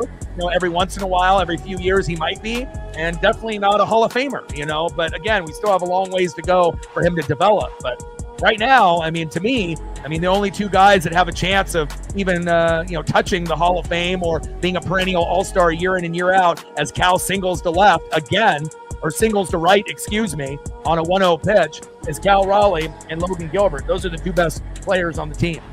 But we still could use some support out of Julio, for sure. Nice job by Cal. He's keeping busy. Nice base knock to right. Next up is second baseman Jorge Polanco. We're in the top of the 5th, 4-1 Mariner lead with a runner at first with 1 out. Let's go Polo. First pitch to Polo, high and away with that splitter, 1-0 count. 1-0 pitch, low and at the knees. 2 balls and no strikes from Colin Rea to Jorge Polanco. 2-0 pitch, high and away. Count now is 3 balls and no strikes to Jorge Polanco. Take the walk, my guy.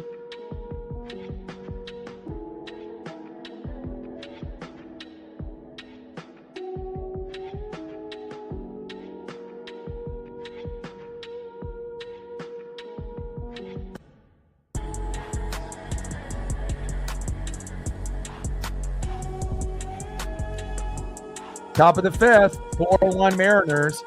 3 balls and no strikes with a runner at first and 1 out. Colin Ray on the mound. Polo in the box. 3-0 pitch. And grounds out to second. Throw to first. 2 away. Wish Polo would have taken the walk there. Especially with a 3-0 count, I wouldn't have swung. Cal makes it safe to second base. Next up is left fielder Randy Arozarena.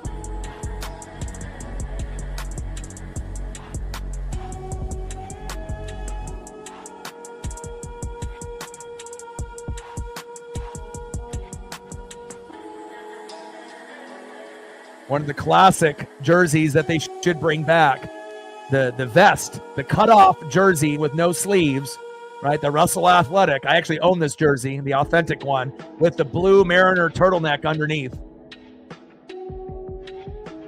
Fanatics could only imagine if they could make a jersey with that kind of quality. Back then, that was like a Mitchell and Ness type of quality. 1-0 pitch, high and inside, 1 ball and 1 strike to Randy Arozarena.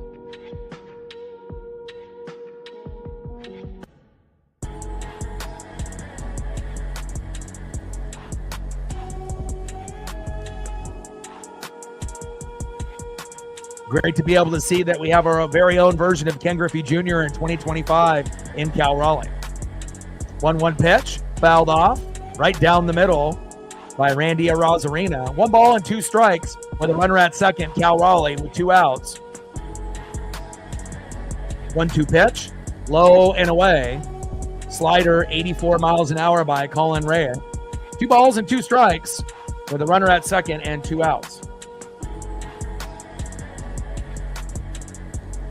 I ended up getting mine from a collector on eBay that, obviously took very good care of it, put it in a plastic bag, was it in the closet, obviously for quite some time. And, I've looked on eBay for years to see if anyone else, has the turtleneck, the actual Russell Athletic matching Mariners turtleneck, and I've never seen one. The turtleneck alone, is very, very rare, worth more than 100, just based off that piece. But even the jersey itself, typically goes for 400 to 600, since it's so rare and the stitching on it is so elite. But again, I ended up getting both pieces years ago for, I think I paid $350.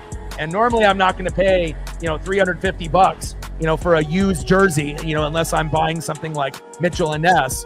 And Arozarena with a single. Go, go, go. Raleigh, go Cal. Yes, Cal scores. And there's an error. And Randy safe at second on a fielding error.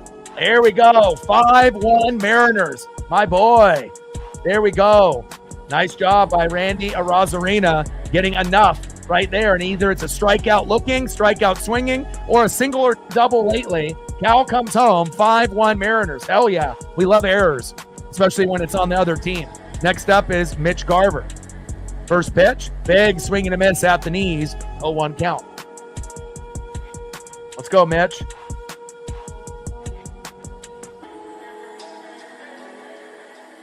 Yeah, I got vintage, Griffey stuff, since he is like my favorite athlete or, person to collect, ever since meeting him when I was 7. So, I got a lot of vintage posters, a lot of vintage autographs, figures, cards, you name it, I got it. And I love anything Griffey.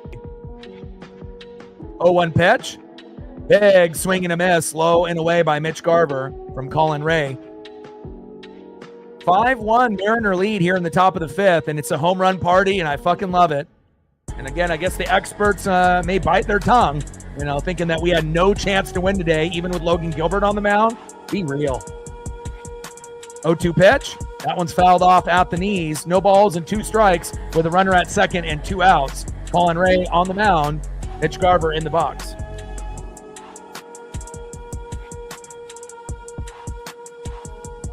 Joel in the building. What's good? Appreciate you.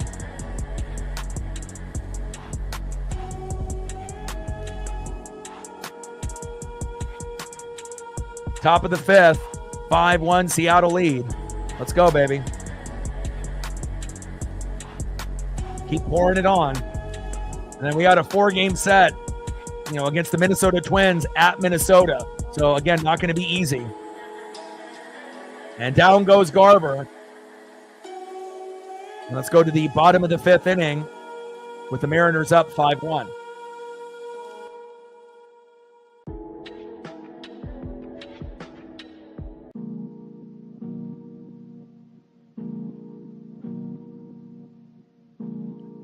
Next up for the Cubs, 0-for-1 with a K, catcher Reese McGuire. Batting second, 0-for-1, second baseman Vidal Brujan. And batting third, 1-for-2, left fielder Ian Happ. All right, take a look at the pitching stats up to this point. Colin Ray, 5 innings pitched, 9 hits, 5 earned runs, 1 walk, 2 Ks, 81 pitches, 51 strikes, 4.19 ERA. Not good, but we'll take that. Next up for Logan Gilbert, 4 innings pitched, 5 hits, 1 earned run, no walks, 6 Ks, 63 pitches, 46 strikes, 2.52 ERA. That's the man right there, Walter, a.k.a. Logan Gilbert. Like, sub, donate, comment, share. If you haven't smashed that like button yet, please do. Help us get to 50 likes before the stream ends. And we're looking for 100 on the dono train. We're at 5:95 to go. And just a quick recap in the game. J.P. Crawford with a bloop single to start off the matchup. Cal Raleigh homered to center, 440 feet, 2-0 Mariners. Bottom of the first, Seiya Suzuki homered to left, 2-1 Mariners. Then in the top of the second, Dominic Canzone says, I want to get on the home run party. He gets a solo jack, 394 feet, 3-1 Mariners. Then in the top of the fourth, Donovan Solano wants to join the home run party, which is crazy. Homers to left center, 391 feet, 4-1 Mariners. And then here in the top of the fifth, Randy Arozarena singled to right. Raleigh scores on an error. Randy safe at second on a fielding error by Suzuki, 5-1 Mariners. And think about this. This is one of the first games in a minute where we've scored in almost every inning within the first 5 innings. The only inning that we haven't got any production was the third. And every other inning besides that, we've gotten runs, and it shows. 5-1 Seattle. Let's go.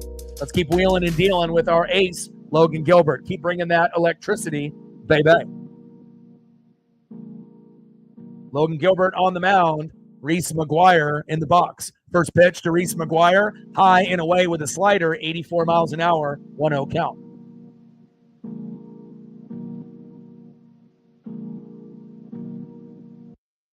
Let's go. Monkey Kung Fu, he says $10 per run. Says appreciate the work you put in covering the M's. Brett Boone or Panero, wow, great job. Ana in the building, buenos dias, buenos noches, buenos tardes, vamos maneros. Thank you so much, I appreciate you. And again, I'm going to be your number one stop shop for Mariner coverage, throughout every single season until I die, baby. Stacks on stacks, racks on racks. With a little Cactus Jack, bang, bang. Appreciate you. $50 holla. Appreciate the support, and we'll get some photos queued up once we have a little bit of a break in between innings. Thank you so much. And again, it's someone needs to be able to cover the Mariners the way that they need to be covered. And again, there's no one else that's going to be, doing as many games or giving you the coverage that I give you here. And again, there's a lot of reading and a lot of film study that's done outside of the streams. Every single day, I'm putting in 3-4 hours of reading and film study 7 days a week, and not just covering the Mariners and not just covering MLB, but covering the NFL, college football, the NHL, the NBA, WWE, NASCAR, you name it, I'm on it.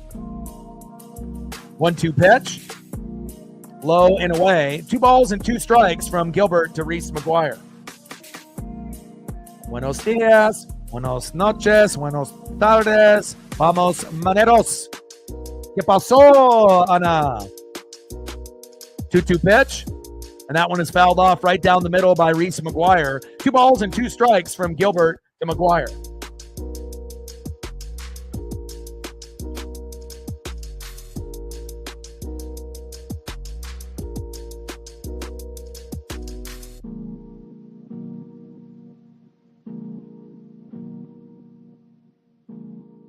Bottom of the fifth, 5-1 Mariners. Gilbert on the mound, McGuire in the box. The quote-unquote pundits and experts coming into the game on a lot of the pre-shows and social media said Mariners had 0% chance of winning today, which made me kind of scratch my head thinking that did they not know Logan Gilbert had 10 Ks in his first start back just a few days ago? Does that not mean anything? And I get it. The Cubs, scored 9 runs in the first 3 innings and they were up 9-1, but we battled back and only lost by 3. 10-7, and we scored 9 in game number 1. What do you mean that we have no chance?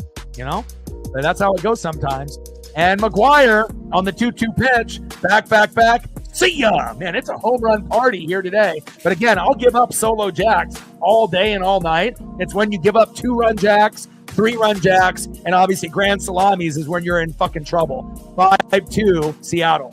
Next up, after the solo dinger by Reese McGuire, Vidal Brujan. And we might not be done with homers here today, but I'll take a solo dinger. That's fine.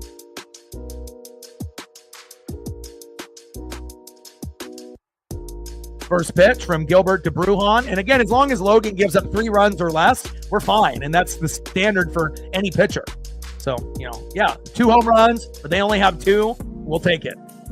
1-1 pitch, high and away. 2 balls and 1 strike from Gilbert to Brujan. And I love me some Lou Piniella and Brett Boone. I actually got some limited edition old school baubles, from back in the day of those guys as well. The Soto Mojo series, from the late 90s, early 2000s, but they're from the 2001 season.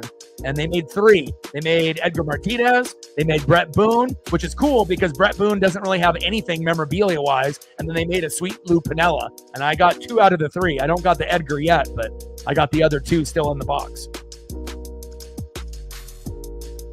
2-1 pitch. That one's fouled off. High and inside. 2 balls and 2 strikes from Gilbert to Brujan.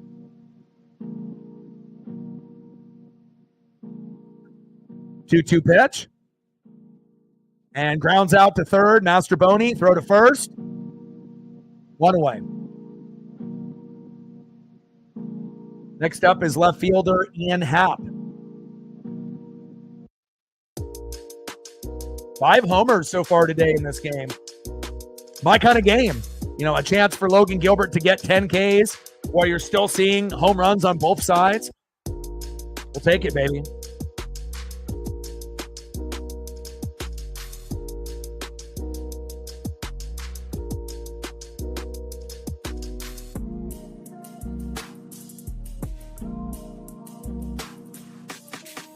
Happ in the box.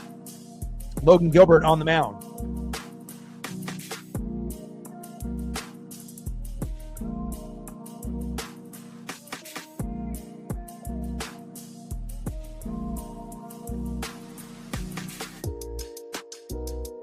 First pitch to Ian Happ, high and away with a slider, 1-0 count. And Ian Happ has been fantastic against the Mariners. He has 3 homers in the first 2 games. 1 in game 1, 2 yesterday, and hopefully we can limit the damage from him here today, but we're pitching him high and away, which is smart by Logan Gilbert. 1-0 pitch, high and away again with that slider. 2 balls and no strikes from Gilbert to Happ.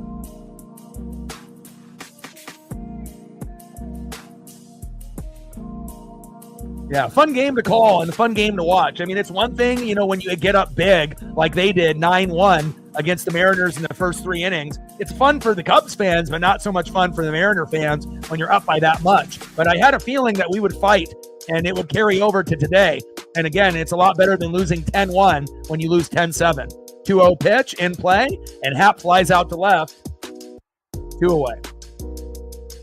But this is like kind of my ideal kind of game, where you get good punch outs by at least one of the pitchers, and then you end up getting a nice, solid outing of homers for both teams. Next up, 0 for 2 with a K, Kyle Tucker.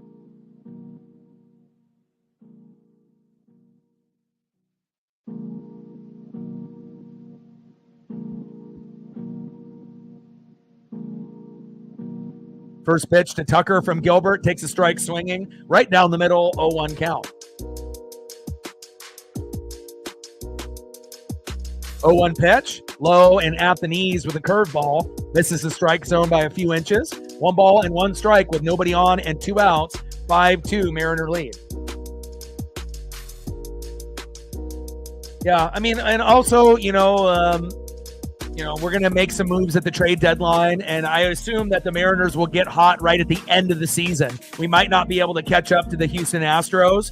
They might end up winning the division, and I'm okay with that. Obviously, the goal is to always win the division if you can, but, we know how good the Astros and the Rangers have been lately in the division. But if we can get in, with a wild card as the second place team, again, it's just about getting into the dance. And I do feel that things are going to get better for the Mariners moving forward.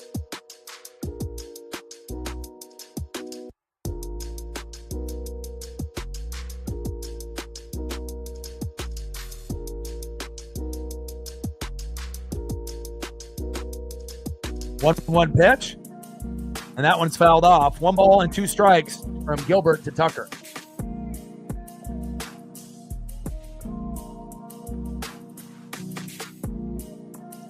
They've only done the turn back the clock game a couple times, obviously in the Griffey era, and they did it post Griffey era, a few years back as Tucker singles to right with 2 outs. Next up is right fielder Seiya Suzuki. First pitch from Gilbert to Suzuki, low and at the knees with the slider, 84 miles an hour, 1-0 count.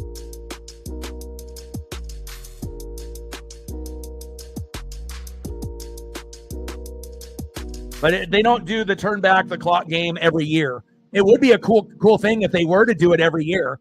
I mean, I like the sleeveless jerseys, that they ended up, wearing for not only the turn back the clock, but also, back in the day, like with that Griffey photo that I shared earlier, where they had the uniforms that had no sleeves.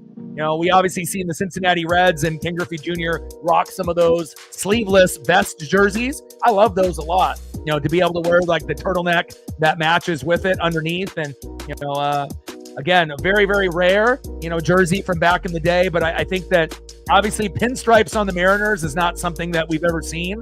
I think that a pinstriped Mariner jersey like the Cubs white jersey would be interesting. But I think before we think about that, bringing back the grays like I have on right now with my vintage Griffey, but also bringing back the vested jerseys would be sweet. 1-1 pitch. And Seiya Suzuki, back. See ya. Wow. Man, we got homers left and right. And Seiya Suzuki with his second homer of the day. But instead of being a solo dinger, what is it? 2-run jack. And we have ourselves a ball game, folks. 5-4 Mariners. Wow. Next up, center fielder Pete Crow Armstrong. And we can't have Logan Gilbert give up any more than this. And again, we had George Kirby give up 4 runs, and we still scored 9. This team is one of the best teams in baseball, 46-30. Again, we know we talk about the Dodgers and the Padres and the Giants, but we definitely should be mentioning the Cubs, in that, same kind of sentence. And obviously we know that the Tigers and Yankees and Astros are dominant, but again, for every good pitcher like Logan Gilbert, you're going to get a player that gets hot. And Seiya Suzuki feeling himself today. 2 homers today, and now cutting the lead to 1. 5-4 Mariners. Wow. 1-1 pitch, and a big swing and a miss by PCA, Pete Crow Armstrong. 1 ball and 2 strikes with nobody on and 2 outs. 5-4 Mariner lead. Let's go. And thankfully, the Mariners have been matching the homers by the Cubs. Otherwise, we would be sitting at like a 4-1 score. And realistically, we probably wouldn't come back. So especially the way that the Cubs bats have been so hot, not only in this series, but all year. So it's going to end up being a slugfest. But I don't think I've seen a game where we've had this many homers this early, in a game. 9 runs, and we're in the 5th. I love it. Most home runs since April 13th. Cal Raleigh's got 27. Pete Crow Armstrong has the same amount as Aaron Judge and Shohei Ohtani. 21. Unbelievable. It also helps when you have the best pitcher in baseball and Skubal. So, obviously Skeens is amazing as a righty, but he doesn't get the run support. So his win-loss record doesn't reflect his dominance, but his ERA does when it's under 2 most of the year, right? And if it ever eclipses 2, it's in the low 2s.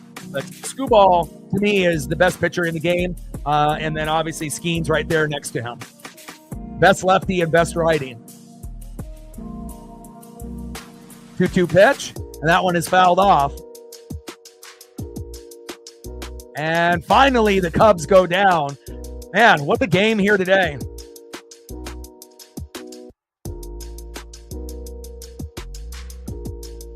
Yeah, but you got to also understand, Logan Gilbert is our ace. He did have 10 Ks, in his first game back. But again, look at how bad George Kirby has been.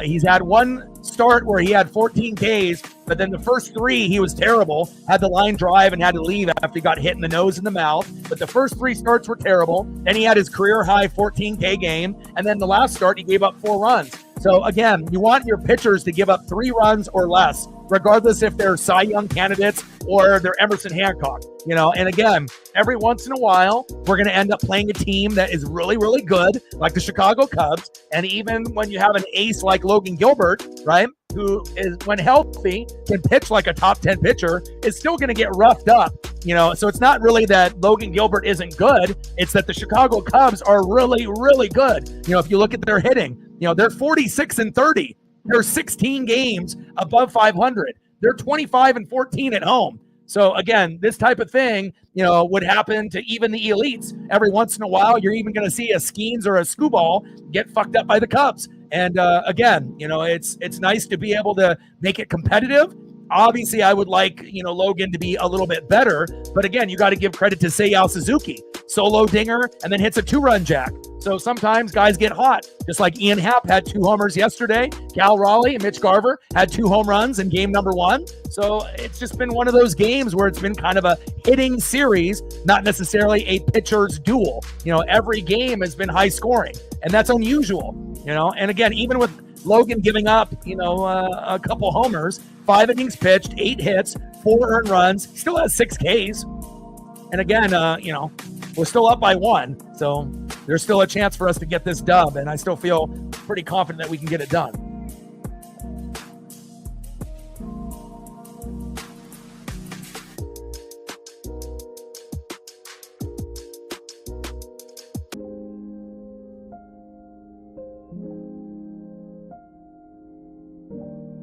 Next up for the Mariners here in the top of the 6th, Donovan Solano.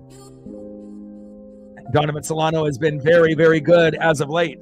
He's been homering today, just like Dominic Canzone and then Miles Mastrobuoni. I got some Brett Boone's loaded up here in a moment.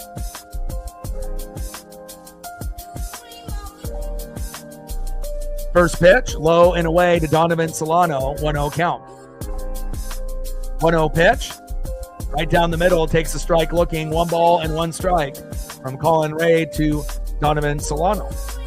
1-1 pitch, big swing and a miss right down the middle to Donovan Solano. 1 ball and 2 strikes with a 5-4 lead here in the top of the 6th. Yeah, I mean, Cubs are good, you know what I mean? But I'm not sure if people are going to be going with the Cubs, over teams like the Dodgers. Obviously, we got to see how the Padres and the Giants look, and obviously the Cubs based off their record. But, if we're looking at past experience, if the Cubs end up playing, the Padres or the Dodgers, in the playoffs, they may or may not step up. We don't know. We got to kind of wait and see. But, if they play someone that's up and coming like them this year, like the Giants, it could go either way. You don't really know how it's going to go, but it definitely is exciting to be able to see some new teams get better. Like the Giants, like the Cubs, like the Tigers. It's kind of cool to see. We already know it's going to be Padres, Yankees, Dodgers are going to be good every year, but nice to kind of mix in a few other new teams that are fun to watch. And down goes Solano, 1 away. Next up for the Mariners, 2 for 2 with a run, RBI, and a solo dinger, Dominic Canzone. Let's go, Dom.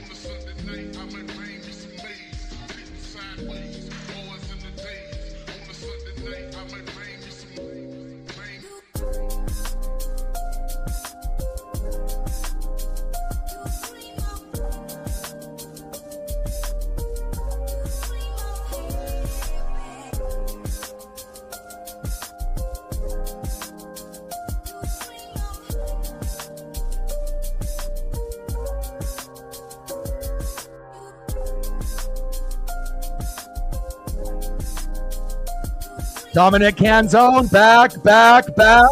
See ya! Are you kidding me? Dominic Canzone with 2 homers in the game, and it's just that type of thing. Seiya Suzuki's got 2. Dominic Canzone says, what about me? Way to bring that electricity. 6-4 Mariners.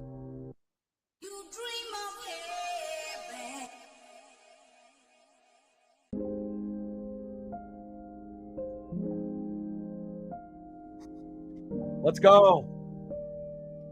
Unbelievable. When he first hit it, I didn't know if it was going to go yard or not, or go foul, but it made it. Next up is Miles Mastrobuoni, and nice, with a nice single there right up the middle. We're hot right now.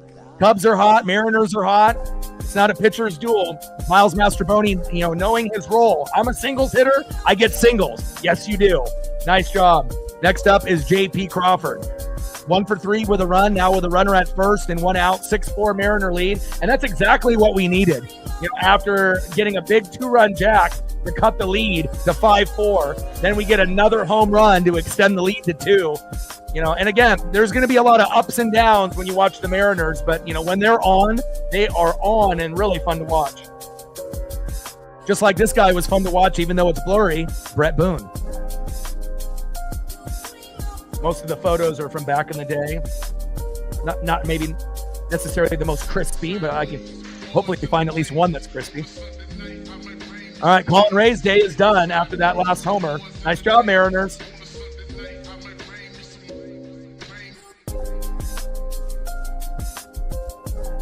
All right, as we have the pitching change, as Colin Ray, his day is done. And again, it's not like Colin is a shitty pitcher. 4-2 record with a 3.84 ERA, and they thought maybe that this was going to be an easy thing, but again, we're making it a little bit more difficult for the Cubbies. There we go. That one's a little bit more crispy. And if we didn't have a guy like Brett Boone, if you actually go and look at the 2001 stats of every player on the team, it's ridiculous on how good every player on the team was back in the day.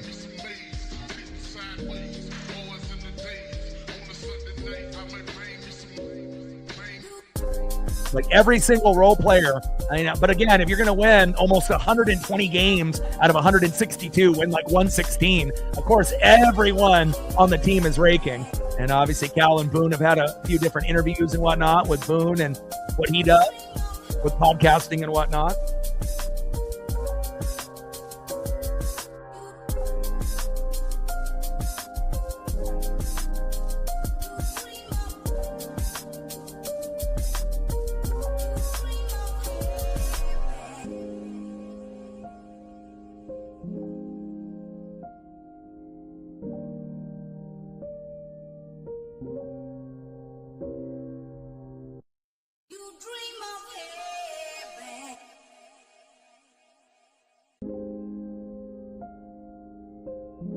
Flexen is coming into the game. We see you, Brett. 7 homers today. Unbelievable. First pitch to J.P. Crawford, high and away. 1-0 count. 1-0 pitch in play. Here we go, J.P. And J.P. singles to right. Master Boney to second. Man, we're hot. We're hot, baby. Really, the only thing that's not hot about the Mariners might be this guy and Dylan Moore. But again, as soon as Julio and Dylan Moore start joining the party, then it's going to be really fun. Let's go, Julio. Well, they brought up, Dominic Canzone and deactivated Leody Taveras. So, you're not going to see Dom go back down the rest of the year. And just like with Rowdy Tellez, they chose obviously to let him go, to make sure that we have room, for some of these others. So, even though that only leaves us with Donovan Solano at first, we still have Tyler Locklear in AAA that's been playing pretty well. That could get a call up. Harry Ford, who could play catcher and DH as well. Those would be the next 2 guys that could get a call up. So, 0-1 pitch, low and away. 1 ball and 1 strike from Flexen to Rodriguez. STL in the building. What's good? I saw that you, Cade, ended up having a 1-0 complete game shutout with 10 Ks. I don't watch a lot of college baseball or the College World Series, but if anything comes up on my timeline or, if I do some research, ended up seeing what Cade did and wheeling and dealing. Nice job. Top of the 6-4 Mariners. Runners at first and second to Julio Rodriguez. 1-1 pitch. Low and at the knees. 2 balls and 1 strike from Flexen to Julio.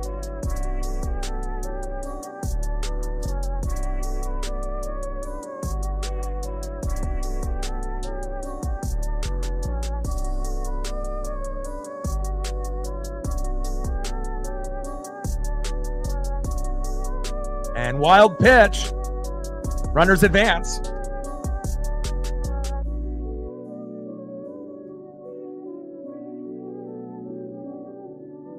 And if that Chris Flexen name seems familiar, he used to be a Mariner. If that rings a bell. He was on the Mariners a few years ago. 2-2 pitch. That one's fouled off by Julio. Come on, J-Rod. We got runners at second and third with one out. We don't need you to get a 3-run jack. I mean, that would be great. Just fucking get on base. Small ball, get a single. You know, if he changes his approach, instead of just getting singles and doubles, you know, and working the count and getting walked and plunked, instead of just trying to get a home run every single swing, you know, that's going to lead to a lot of pop-ups, strikeout swinging, strikeout looking, you know, and being overly aggressive. You know, you weren't very good in March and April, right? You were great, elite in May, but you were, you know, not very good here in June. So out of the 4 months, you know, you've had 3 out of the 4 that you haven't really been very good. And again, it's all about consistency. And again, hopefully consistency will, you know, be something that Julio will have at some point in his career. But, you know, every single year since he came up in 2022, it's always been kind of shitty in the beginning and then getting hot in summer. But a little shocking that June wasn't like May. He's almost regressing and going back to how he played in March and April. We don't need you to go backwards, Julio. We need you to look forward. Count now is full. 3 balls and 2 strikes with runners at second and third and 1 out.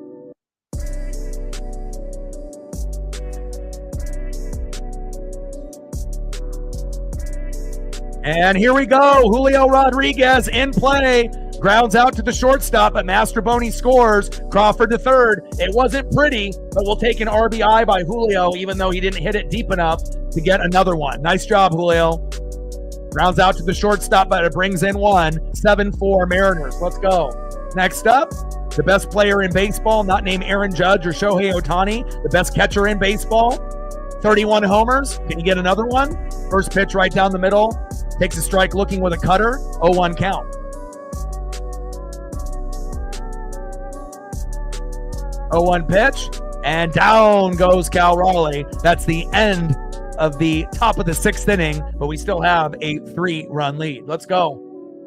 And I was hoping that Cal would kind of work the count a little bit more there as well, but, you know, Cal's going to do Cal things, and he still is going to have at least one more at-bat to be able to get something going. But Mariners are cooking. 7 runs, 12 hits, no errors.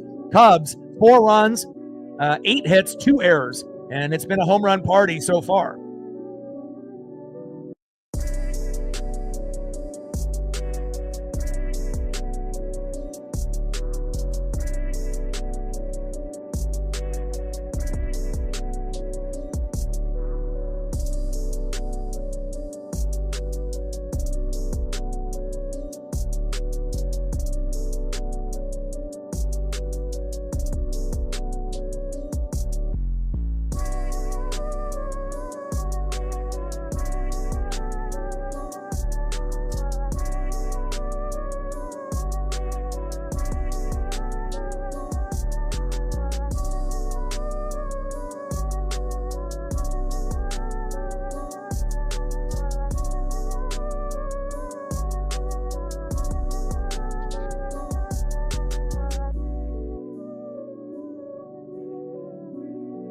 We see if we can get some Panero up here for Monkey and his $50 dono. There's not going to be a lot of action shots, but I can throw up maybe some old school cards and whatnot. But I should be able to find at least a couple smaller photos that won't fit the screen, but they'll still be something that we can look at.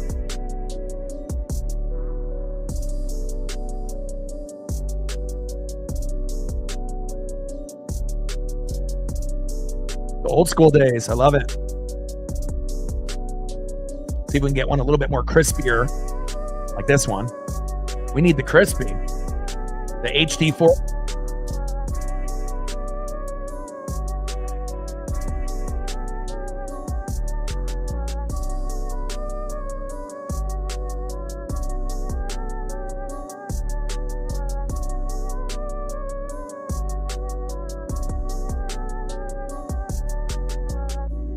Appreciate you, Monkey.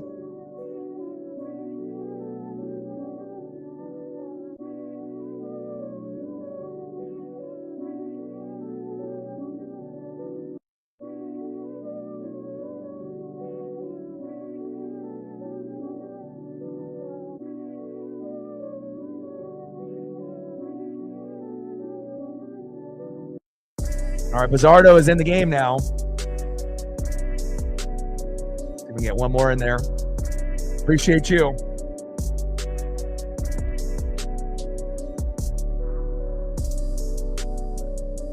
0-2 pitch, low and at the knees. 1 ball and 2 strikes from Bizzardo to Michael Busch.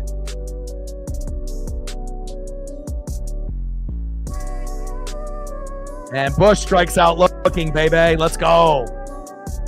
And we're getting a good version of Eduard Bizzardo, who's probably our 3rd best guy in the pen behind Brash and Spire. Nice job. And I usually don't like putting up photos of guys in the pen because most of the guys in the pen stink. You know, we got a couple good ones, but Bizzardo has proven, I think at this point, he might be the 3rd best guy. Sometimes he might even be number 2, with Gabe Spire kind of being shaky at times. Next up, Nico Werner. First pitch, takes a strike looking right down the middle. 0-1 count. Bottom of the 6th, 7-4 Mariner lead. 5 more likes to 50. Let's get there, baby. Nice.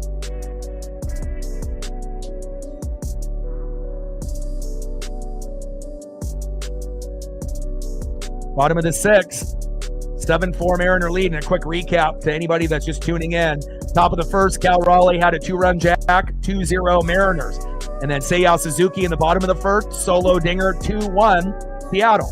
Then Dominic Canzone in the top of the 2nd homered, 3-1 Mariners. Top of the 4th, Solano homered, 4-1 Mariners. Top of the 5th, Randy single to right. Cal Raleigh scores on an error, 5-1 Mariners. Then Reese McGuire has a solo jack in the bottom of the 5th, 5-2. Suzuki with a 2-run jack a couple minutes ago to make it 5-4. Dominic Canzone, obviously with another solo dinger, 6-4. And then Julio grounded out to the shortstop, but Mastroboni with good speed scores from 3rd, and then it ends up being 7-4. So a lot of home runs in this particular matchup, and I don't think we're done. 0-2 pitch, high and away. 1 ball and 2 strikes from Bizzardo to Werner. Got to get Nico out. 1-2 pitch, high and inside with the sinker, 94 miles an hour by Bizzardo. 2 balls and 2 strikes from Bizzardo to Nico Werner. Let's go, baby. And at this point, with all of these runs, you know, not only do we want the win, but I want us to try to get to double digits. You know, again, we don't have too many games where it's like this. And again, we have 3 games where we can score 7 runs or more. That hasn't been the case for the Mariners in a long time.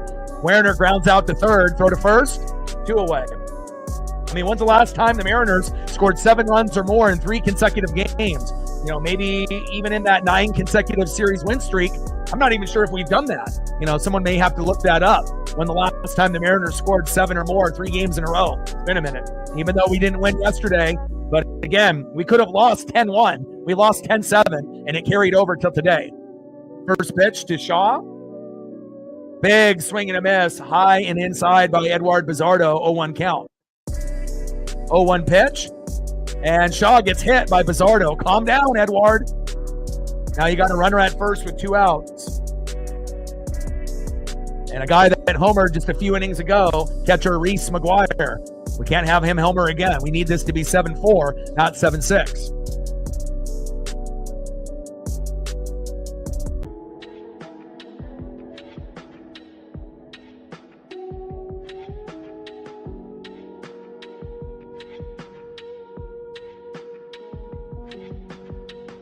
Bottom of the 6th, 7-4 Mariners.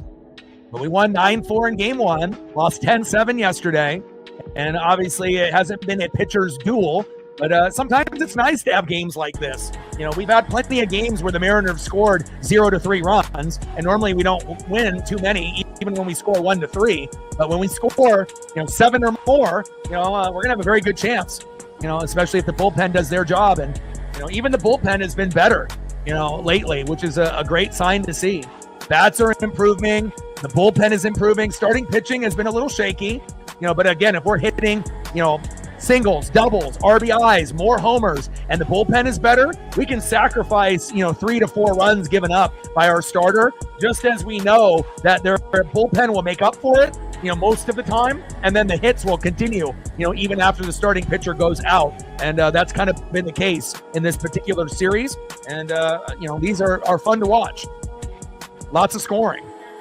2-0 pitch, takes a strike looking right down the middle. 1 ball, no. 2 balls and 1 strike from Bizzardo to McGuire. 2-1 pitch, big swing and a miss there by Reese McGuire. 2 balls and 2 strikes with a runner at first and 2 outs. McGuire in the box. Bizzardo on the mound. Let's go, Bizzardo.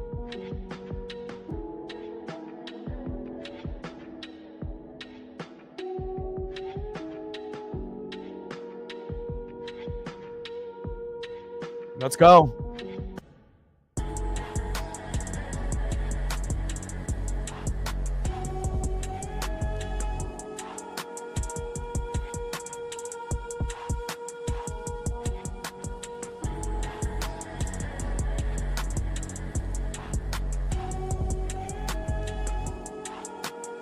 And down goes McGuire.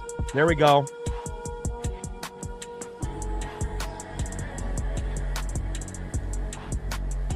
End of the 6th inning, 7-4 Mariners. And I love it that, anytime that the Chicago Cubs do something positive, instead of them getting on this big rally, the Mariners respond immediately. And we've scored runs almost every inning, so far in this game, except the 3rd. So it's nice to be able to see the production in the 1st, the 2nd, the 4th, the 5th, and obviously the 6th as well. Only 1 inning that we haven't scored a run. When's the last time that has happened? I think it's the first time in 2025 that we've scored a run in every inning or more, besides 1 inning. We've scored 2 in the 1st, 1 in the 2nd, nothing in the 3rd, but the Cubs didn't get anything in that inning either. 1 in the 4th, 1 in the 5th, and 2 in the 6th. I mean, could you imagine if this is something that we could start doing on a regular basis? Let's go. Like, sub, donate, comment, share. If you haven't smashed that like button yet, please do. Help us get to 50 likes before the stream ends. And we're sitting at, what are we at? 56? 44 more dollars to go to hit the dono goal. Let's go.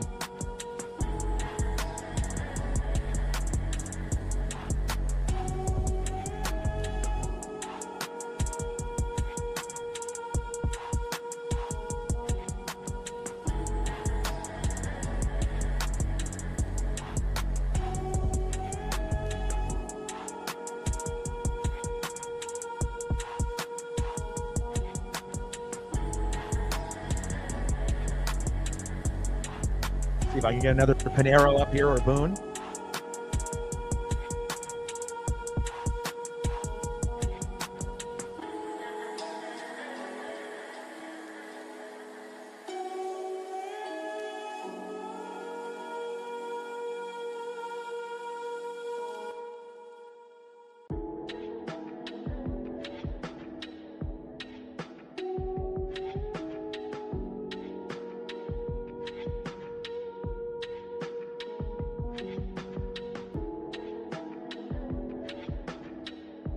Looking.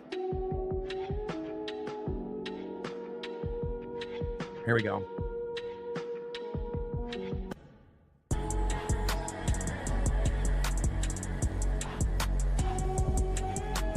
I appreciate you. Boom, baby.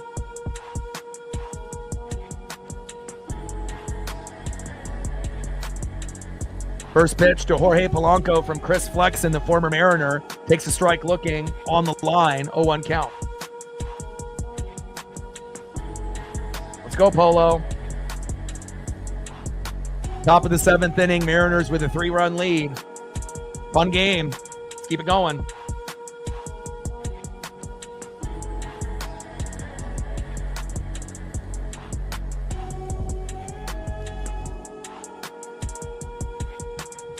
And down goes Polo, 1 away. Next up is Randy Arozarena. Come on, baby.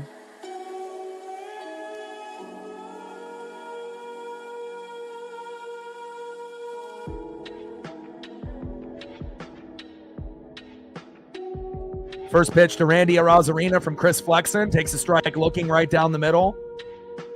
0-1 count.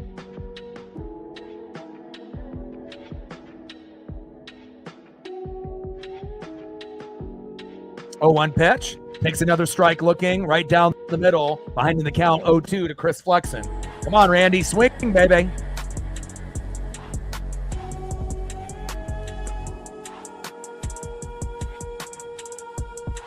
Daniel in the building. What's good? 0-2 pitch. Low and away with that slider, 82 miles an hour. 1 ball and 2 strikes with nobody on and 1 out. Mariners with a 7-4 lead. And this is like the first time the Mariners have scored 7 or more in 3 consecutive games. And it feels good. You know, we've gotten a hit in almost every single inning. We've gotten runs in every inning except the third so far. And that's the first time that we've done that in 2025. And 1-2 pitch. And Randy grounds out to third, throw to first, 2 away.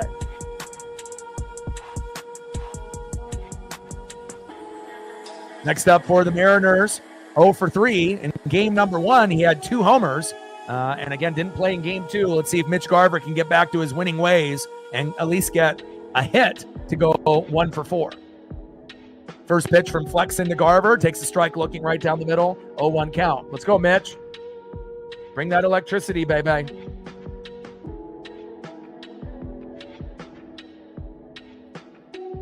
Oh, 1 pitch, high and away. Flexen trying to paint the corner and just misses. 1 ball and 1 strike to Mitch Garver. 1-1 pitch, high and away. Tries to paint the corner again with the 4-seam fastball and misses. 2 balls and 1 strike from Flexen to Garver. 2-1 pitch, takes a strike looking inside. Should have been called ball, but called strike. 2 balls and 2 strikes from Flexen to Garver. And the ump has actually done a good job today. We haven't seen too many pitches called outside of the zone ball or in the zone supposedly being a strike called ball. So I feel like, there's been a couple, close ones, on both sides for the Cubs or Mariners, but nothing really to bitch or moan about in this game. One of the better ump jobs that we've seen. But again, there's been a shitload of homers, so not a whole lot of opportunities for long at-bats so far today. 2-2 pitch. Low and in the zone. Should have been probably called strike 3, but called ball. So now he's calling strikes, balls, and ball strikes. A little unusual here. Count now full. 3 balls and 2 strikes. That might have been a makeup call on the previous pitch. But they had 1 ball called strike, and then they had a strike 3 that should have been done, but called ball right there on the corner. Not sure what this ump is looking at, but that's what we're at right now. 3-2 pitch. That one's fouled off right down the middle. 3 balls and 2 strikes with nobody on and 2 outs. 7-4 Mariner lead.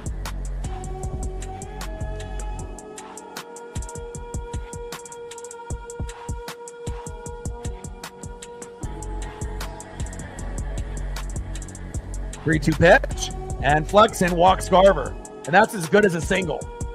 Nice job, Mitch. Way to battle.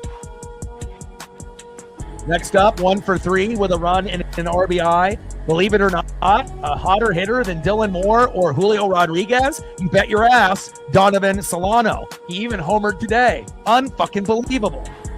I mean, hell, anytime Donovan gets a hit, we get excited. If he gets 2, it's a party. If he gets 3, like yesterday, you're on top of the world. And then if he homers, I don't even know what to say. And again, it's like when you get a guy that was one of the worst players on the team early with Mitch Garver and Trent Thornton, and you're thinking, why the hell is this guy even on the roster? And obviously Rowdy did better than him at the beginning of the year, but this is a great time to, get hot right before the All-Star break, and then hopefully it'll continue after the break as well. Nice job. 1-0 pitch, fouls it off right down the middle. 1 ball and 1 strike from Chris Flexen, the former Mariner, to Donovan Solano. Let's go, Solano. We threw up this photo for the very first time on stream, and you ended up homering shortly after. I wouldn't expect Solano to homer again, but this is kind of a series where we've seen guys get 2 homers in a game. Mitch Garver and Cal Raleigh, obviously in game number 1. Ian Happ, in game number 2. And Seiya Suzuki, obviously in game number 3, as well as Dominic Canzone. So I don't know if I've seen so many players, not only get a homer, but multi-homers in a game. Pretty crazy series, and one of the funnest of the year for sure, especially if we can end up hanging on and winning. It's the quote-unquote experts at pregame said we had 0% chance of winning the game, but maybe they failed to realize that we can score 7 3 games in a row or more. 1-1 pitch, fouled off right down the middle by Solano. 1 ball and 2 strikes with a runner at first with 2 outs. Flexen on the mound, Solano in the box. Let's go.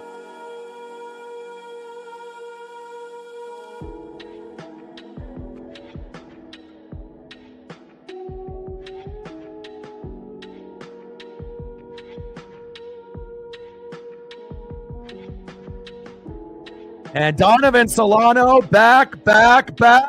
See ya. Are you fucking kidding me? Are you fucking kidding me?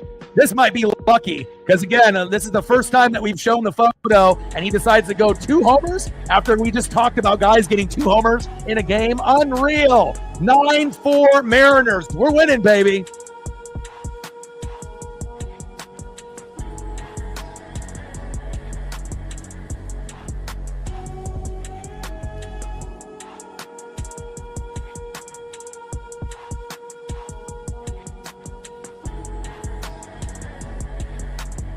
Wow. Unfucking believable, man. To be one of the worst players on the team, to be one of the hottest players on the team over Julio and over Dylan Moore. Unbelievable. Nice job, man. Incredible. Next up, Dominic Canzone.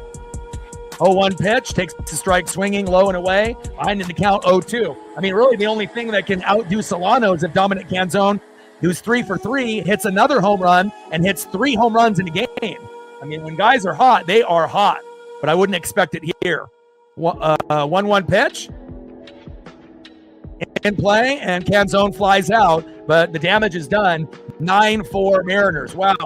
1 game with 7, 2 games with 9, and we're not done. We might be able to get to 10, 11, 12 before this game is up. Unreal. You know, and I brought up only a couple of new photos today. Donovan Solano, because I wanted to give him a little praise, and it looks like he's feeding off of that. And Cal Raleigh, obviously, with one of the photos taken here at Wrigley, who's been hot, obviously leading the league with homers with 31. But it's nice to be able to see everyone else contribute, pretty much other than Julio. Dylan Moore doesn't really play every day, but even with Logan Gilbert giving up a little bit more than we would like, nice to be able to see guys like Cal dominate. Canzone with 2 homers. Donovan Solano with 2 homers. Hard to beat us, you know, when the pitching is good and the bats are coming alive. Let's go.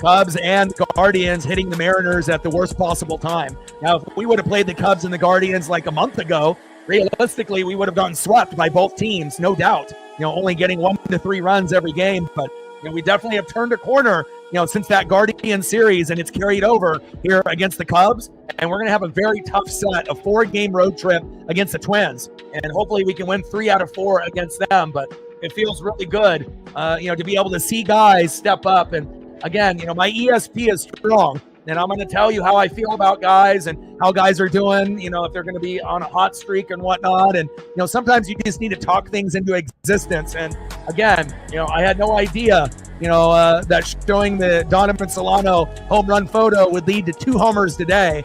That's one of the most shocking things all year. And again, it's carrying off and, you know, rubbing off on other guys like Dominic Canzone, who's got 2 homers, 3 for 4 day. And obviously it all started, you know, by J.P. Crawford getting the first hit of the game and then Cal knocking him in with a 2-run jack. And when that happens, we're very hard to beat. Nice job, Mariners. Next up, 0 for 2, second baseman Vidal Brujan. Batting second, left fielder Ian Happ, who's got 3 homers in the series so far. 3 in the first 2 games, nothing today. And batting third, DHing Kyle Tucker. Trident's up. Let's go, M's.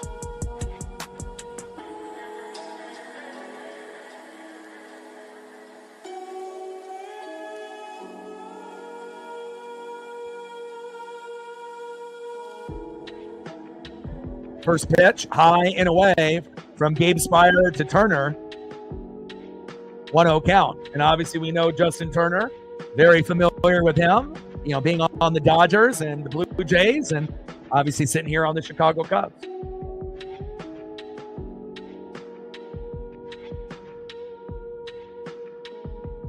One pitch, high and away. Justin Turner in the box. Gabe Spire on the mound.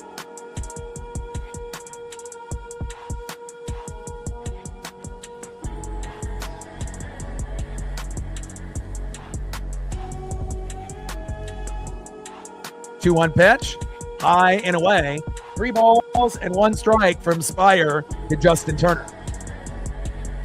And Hopefully Spire will do just as good of a job as Bizzardo. 9-4 Mariners lead. Home runs aplenty. I don't know if I've seen so many home runs in a game by both teams, but again, it's not what we're typically used to. You know, we're used to, you know, a pitcher maybe getting, you know, somewhere between 4 to 10 Ks, normally scoring only 1 to 3 runs, hard to win, you know, but when you end up getting a lot of hits, a lot of RBIs, a lot of home runs, and even if the pitcher gives up 4 runs, you know, or less, you still got a chance. And, you know, things have been looking pretty good for Seattle lately. 3-1 pitch. Big swing and a miss. Tries to jam the hitter and does. Now full. 3 balls, 2 strikes, nobody on and no outs. Justin Turner, the former Dodger, Blue Jay, and Mariner in the box, finally getting played the first time in the series. And Gabe Spire on the mound. Let's go, Gabe. 3-2 pitch, and that is a walk. Come on, Spire. I think right now Bizzardo might be better than Spire. He's been kind of shaky. You know, walking guys, giving up hits, wild pitches that turn into runs. You know, I still think Gabe is our, you know, obviously he's a really good lefty, and there's not a whole lot of lefties that are in the bullpen in MLB. He's one of the best, but lately he's been a little shaky. He was electric at the beginning of the year. Then he got to a point where he wasn't good. Then he got electric again. And then right now, I think he's like maybe below average. You know, he's still not the player that we want, but he's still a top 3 bullpen guy. I still would rather have him than some of the others, like Vargas and Legomina and a few others. Snyder's on the IL. But again, we need consistency, Gabe. First pitch to Ian Happ. Sinker low and at the knees, 1-0 count. But it's not, you know, and again, when you get a guy that tries to throw through the hitters, you know, and again, if you end up missing and you go right down the middle, it's going to end up being a big hit or a big home run. So he does like to challenge the hitters, maybe too much, you know, but again, he just needs to be able to find his pace, and hopefully, you know, we can get a couple cheap outs. And it's not like we expect Gabe to get 3 punch outs in a row to end the inning. You can, you know, you can get pop up and ground outs. That's fine. You know, 1-1 pitch, low and away. 2 balls and 1 strike from Spire to Happ.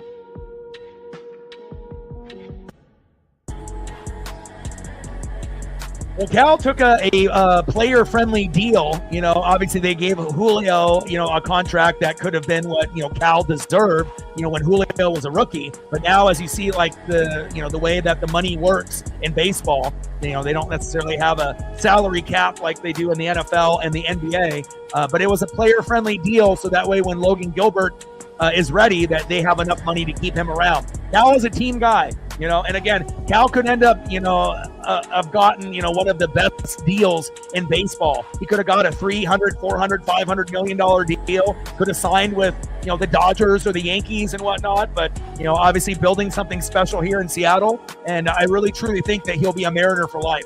You know, and again, he's going to go down as the best player in this generation for Seattle, hands down.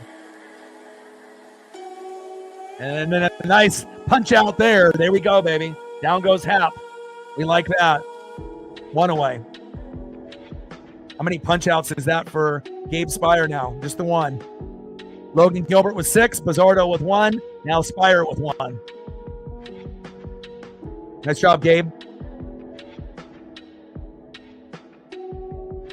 Next up is Kyle Tucker. First pitch, takes a strike looking outside. 0-1 count. 0-1 pitch from Gabe. Takes a strike looking in the zone. No balls and 2 strikes from Spire to Tucker.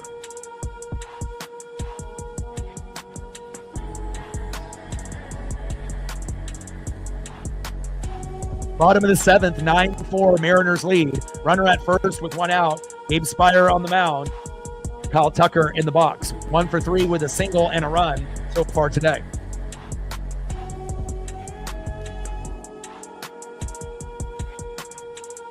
Yeah, but based on what you're seeing this season, you know, he would be deserving of a big enough contract. Wow, Tucker, back. See ya! And just when we think, you know, that we're going to be able to pull away, the Cubs keep firing back. Gabe Spire, you know, you're not the second best guy in the pen anymore. It's Bizzardo. And again, a big homer there. Wow. 2-run jack with Justin Turner on board. And now it's 9-6. Wow. Shows you bullpen is everything. What a game. And Seiya Suzuki already has 2 home runs. We don't want him to get another one to make it 9-7, but most of the homers have been solo jacks for the Cubs, thank God. Otherwise, we might be down, but we're still up 3, but we need to respond in the top of the 8th. We need to continue to put up runs every single inning, and hopefully we can end the game with 10 or 11. But we can't let Suzuki get another homer here. But Gabe now has shown, wild pitch from a guy, going from third and scoring. Suzuki flies out to left, 2 away. But again, I think now we have to start, sliding Gabe down. He is no longer one of the top 3 guys in the pen. I don't even know if I would even put him at 3. I think you have to slide him down to like 4, until he gets better. Not ideal. Crazy. Like even Carlos Vargas, as wild as he is, he might be better than Gabe right now. I don't like what I'm seeing out of Gabe, man. Not good. Not good. He hasn't been good in his last few starts. Next up is Pete Crow Armstrong. First pitch in play, and luckily he flies out to left like Seiya Suzuki. Randy Arozarena there both times, and that's the end of the 7th. I like this heart and fight in Cubbies. What a game. 9-6 Mariners. And again, if we didn't put up the runs, there's no way we win. Let's see who we have up next. Here for the Mariners. Top of the 8th. 2 for 3 with a run, Miles Mastroboni. He can get singles all day, baby. Batting second, 2 for 4 with a run, shortstop J.P. Crawford. And batting third, 0 for 4 with an RBI. That seems like it's a trend. Everyone is doing something except for you. I mean, I can say, well, one other guy is doing nothing. This guy right here, Dylan Moore, but he doesn't even fucking play every day. But these are the 2 worst players right now on the team. Now, obviously not overall, but just guys that are slumping. And, Dylan Moore doesn't play every day, so you can't blame him. Had 8 homers early in the year when Polo was hot, but hasn't done shit since. And Julio, I don't know what's going on with him. Hopefully he doesn't have a new girlfriend to distract him. I know that breakup last year really fucked him up. But again, needs to get back to what he was doing in May and not doing what he's doing in June, which is similar to what he did in March and April, which is nothing. And hopefully that'll turn around. Trident's up. Let's go, M's.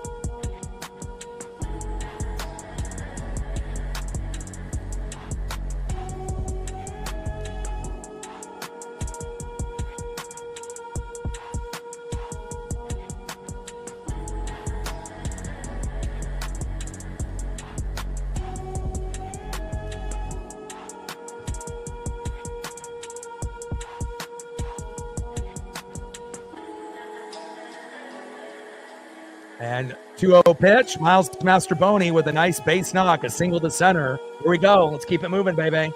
Miles getting singles all day and all night, baby. Next up is shortstop J.P. Crawford here in the top of the 8th, 9-6 Mariners. And they got Nate Pearson on the mound. He's got an ERA of 10.38, so we should be able to get another run or two, hopefully, this inning. Let's go, J.P.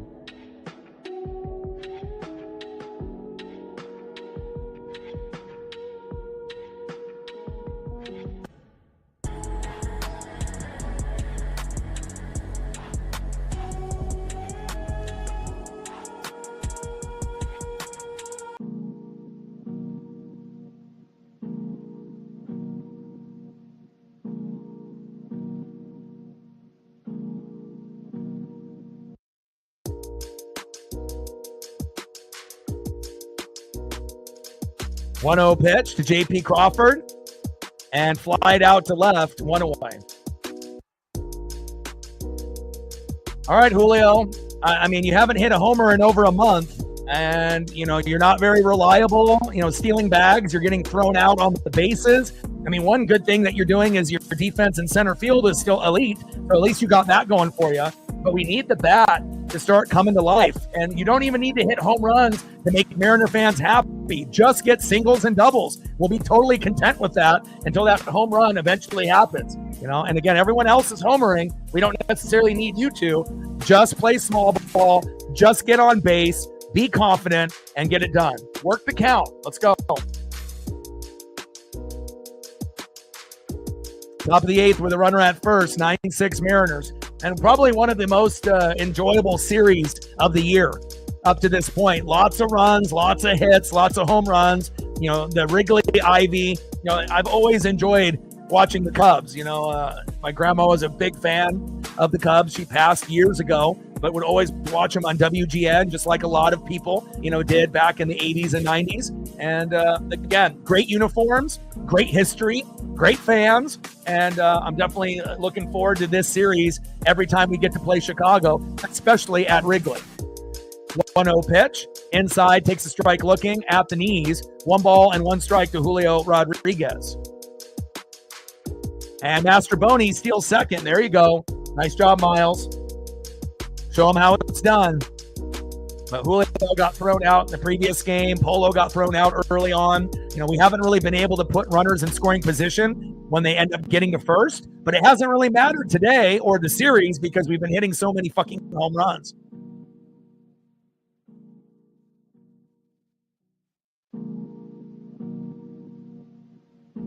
But for Cal and his money, I mean, Cal is definitely a guy that could get 300, 400, 500 million. But, you know, again, if you end up doing that, you know, you're not going to have a whole lot left over for the others. And, you know, a complete team player.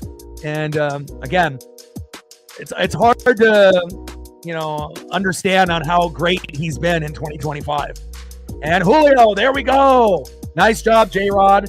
He says he finally feels the pressure and finally ends up getting a single. Nice job, Julio. We're going to be totally fine. You don't need the homer, my guy. Just get on base. And nice job by Julio Rodriguez not to go 0 for 5. Great job.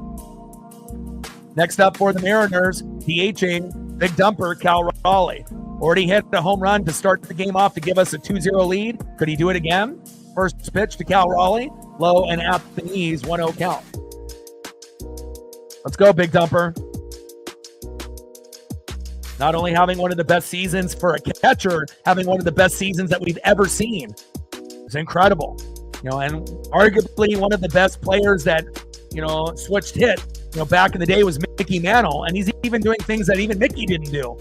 Crazy to think that the player, you know, like Aaron Judge and Shohei Ohtani is on the Mariners. And you're looking at him. Big dumper, Cal Raleigh. 2-0 pitch. Takes a strike swinging at the knees, low and inside with that slider. 89 miles an hour by Pearson. 2 balls and 1 strike with runners at first and second and 1 out.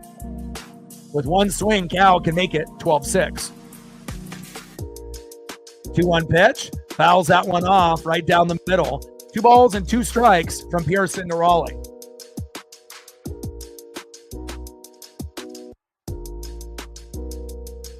And you can always give the MVP in the American League to Aaron Judge every year. And Aaron is having a great year. But again, is he doing anything that, you know, a player of his position has ever, you know, not done before? And you know, again, and he is doing some crazy things stat-wise, and we have to wait to see what his batting average, home runs, you know, ribbies are going to be at the end of the year. But Cal definitely deserves some of the votes, you know, for MVP this year, for sure. And Shohei will get it in the National League, no doubt.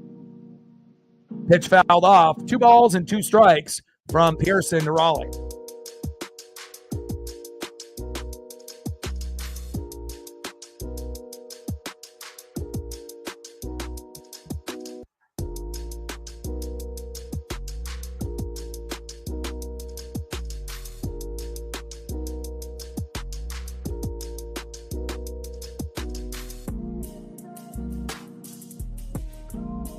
Three-two pitch, and that's a walk, baby.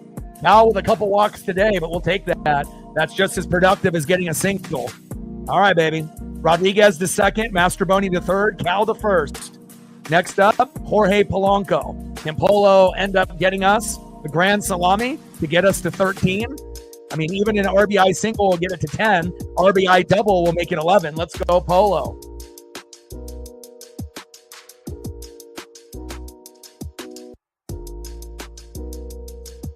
Yeah, usually if you get a guy that plays 15 to 20 years, usually they hit their prime typically in years 7 through 10.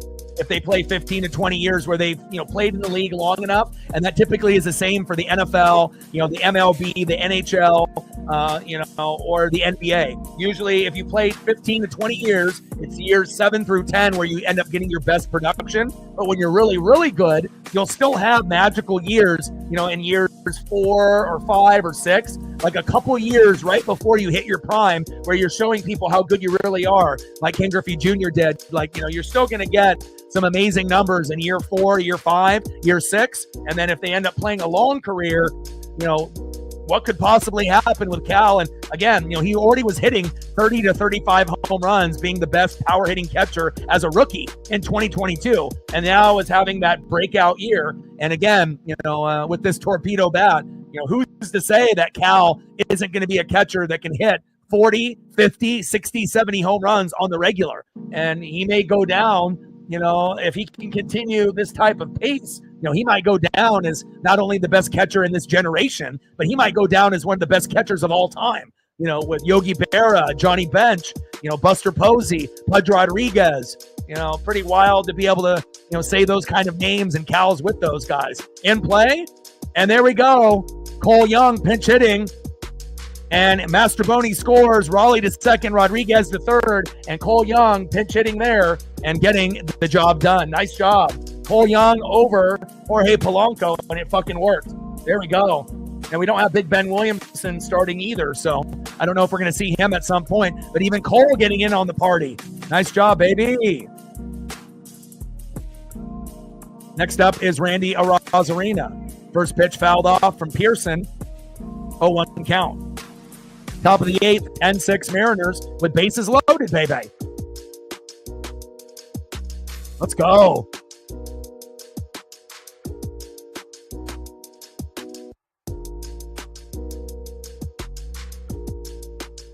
Top of the 8th with bases loaded, 10-6 Mariner lead. And Brooks Beats with the new beat, lost. Anything new, I definitely got to drop it. Pearson on the mound, Randy Arozarena in the box. What a dominant series here for the Seattle Mariners, and we're going to need it, especially when we're going to be going on the road facing the Minnesota Twins in a 4-game set. Got to win 3 out of 4.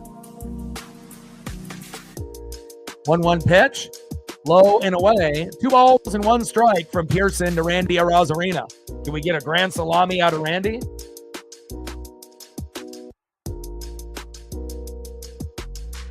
I mean, obviously our bullpen and starting pitching, at times will be a little shaky, even though the bullpen has been pretty good overall, besides Gabe Spire.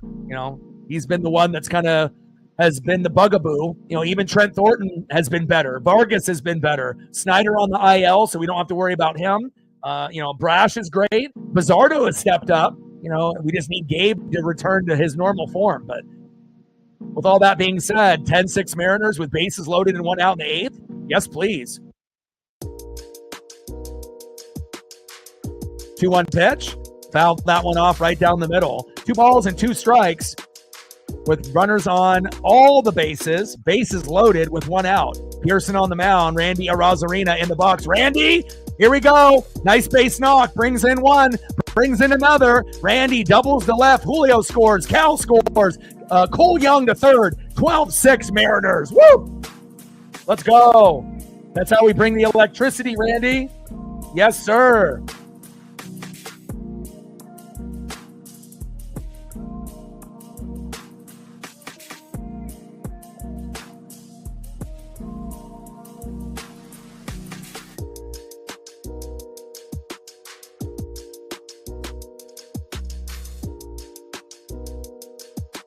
Let's go.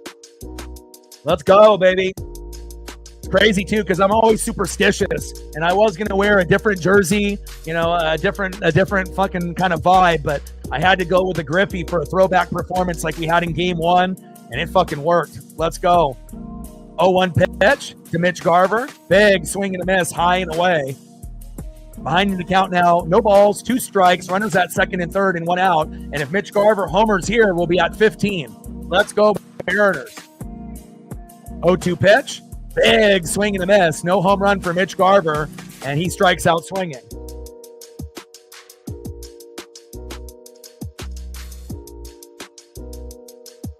Two away.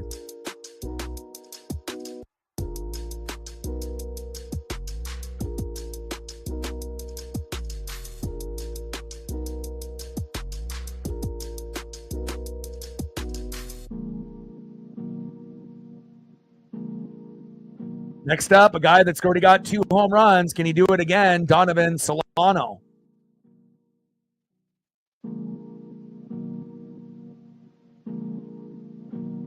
Crazy to see Donovan Solano, 2 for 4, 2 runs, 3 RBIs, 2 home runs. And again, this is the first day that I've debuted the new photo. This is based off his first homer. He doesn't have a whole lot to choose from. It took 50 plus games to find one with a Mariner uniform photo rather than him on the Padres. And again, I know we love Rowdy Tellez like Steph and a few of us, but again, if we have to choose between a guy that's going to hit a home run once in a while, but typically strike out or ground out, or a guy that is getting better and better every single game, you got to go with the hot hand. And Leody Taveras and Rowdy Tellez did good, but we would rather have Donovan Solano and Dominic Canzone now because they're getting homers, they're getting ribbies, they're getting hits, and they're helping us win. I mean, imagine if we didn't have Dominic Canzone or Donovan Solano, in play, and Solano singles again. You got to be shitting me. Young scores. Randy Arozarena scores. 14-6 Mariners. Unbelievable. I mean, this photo is going to stay up with Donovan for the rest of the year, baby. Let's go. Solano showing that, hey, maybe I'm the new Julio Rodriguez. You guys want to talk about Julio? Hey, maybe he's the new Julio. Let's go. And not the bad Julio, but the good Julio. Let's go. Nice job, Donovan. You the man. Unbelievable. Next up, Dominic Canzone. And if Dom hits another home run here, it'll be 3 on the day, and that would put us at 16. 14-6 Mariners. Shame on you for all those people on social media and the quote-unquote experts that said the Mariners have 0% chance of winning the series today. Well, I'm looking at the scoreboard now here in the top of the 8th, and we're up 8. Looking like we have a pretty good chance to win the series now, huh? Let's go. 1-1 pitch, fouled off right down the middle. 1 ball and 2 strikes from Pearson to Canzone. Dom already has 2 home runs in the game. Donovan Solano, 2 home runs in the game. Seiya Suzuki for the Cubs, 2 home runs in the game. I mean, it's just been a home run party. But hey, 14-6 with a chance to get a little bit more. Let's go. Let's go, Dom. And again, Leody Taveras and Rowdy Tellez did good for us, in that short span, of a couple months. But, after seeing what Solano is doing today and Canzone with 2 homers each, Rowdy and Leody Taveras could only dream of doing something like that. And if one of those 2 players were to do it, we knew it would be Rowdy, not Leody Taveras. And down goes Dom, but not after the damage is done. 14-6 Mariners. Unbelievable. One of the best games of the year. 14 runs, 18 hits, no errors. And we literally have scored runs in every inning in the game except the 3rd inning. And that's the first time all year that we've actually got a run or more in every inning besides 1 all year. So again, we're really showing that we can compete with anyone. 2 runs in the first, 1 run in the second, none in the third, 1 in the fourth, 1 in the fifth, 2 in the sixth, 2 in the seventh, and 5, count them, 5 in the 8th. And we still have the 9th inning to go. Let's fucking go. Let's see if we can get to 15 before this game is over. Unbelievable. Trident's up.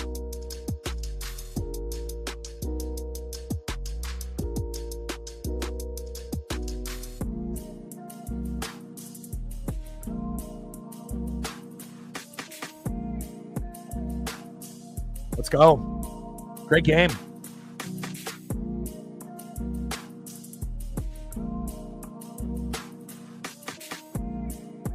Like, sub, donate, comment, share. If you haven't smashed that like button yet, please do. Help us get to a good number.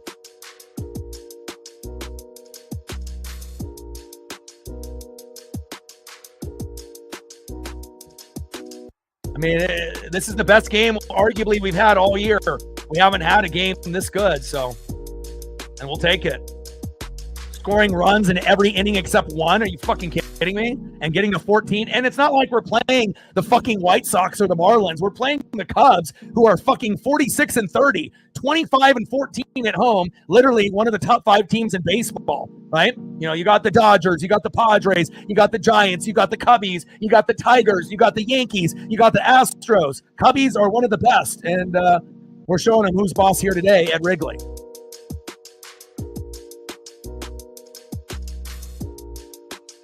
Next up for the Cubs here in the bottom of the 8th, 0 for 3 with 3 Ks, Michael Busch.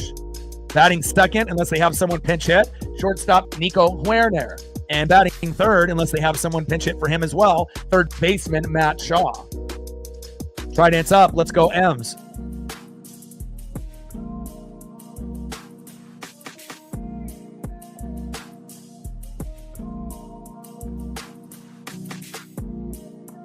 Carlos Vargas in the game now, and a little shaky to Michael Busch. 2-0 pitch, high and away.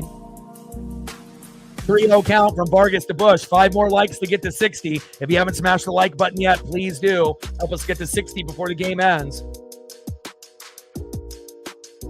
And on the Dono train right now, we're at 56, 44 to go. Again, Vargas kind of reminds me of a Gabe Spire. You know, they're very wild. And again, if they can hit the strike zone early and get ahead of the count, 0-1, things are good. But once they start, you know, getting behind in the count, that's where trouble is lurking. So I don't really have a lot of trust in Vargas or Gabe Spire at the moment, but hopefully Vargas will get out of this unscathed. 3-1 pitch, takes a strike looking in the zone. 3 balls and 2 strikes with nobody on and no out. Vargas on the mound, Busch in the box. 3-2 pitch, that one's fouled off.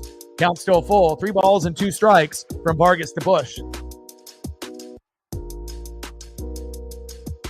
First time we've scored 14 since the 14-0 victory over the Marlins. I'll take that, baby.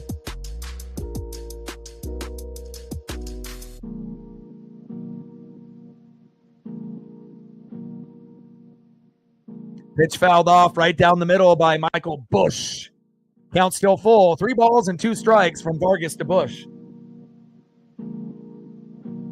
3-2 pitch. And Busch singles to left because Vargas fucking stinks. Nice single there by Busch. And now we need Nico Huerner to strike out or hopefully hit and do a double play.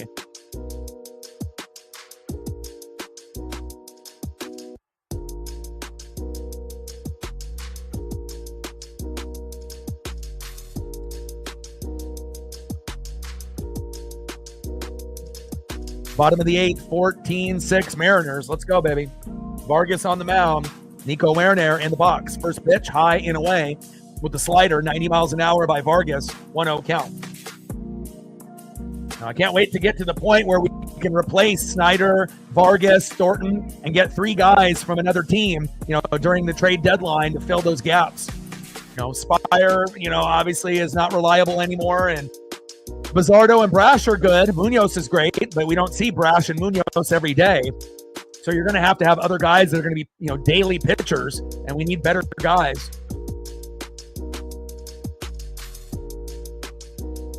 One 0 pitch in play, and flied out to Julio at center. 1 away.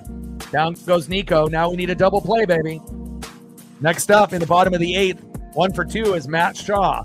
Slow dribbler right up to JP, throw to first to Solano. See ya. And then we get out of the inning. Let's make it happen. First pitch, right down the middle. Should have been called strike, but called ball. Ump has been a little off in the last couple innings, but we'll see where it goes. 1-0 pitch, in the zone again, takes a strike looking. Should be behind in the count 0-2, but the ump calls it 1-1. We'll see where this at-bat goes.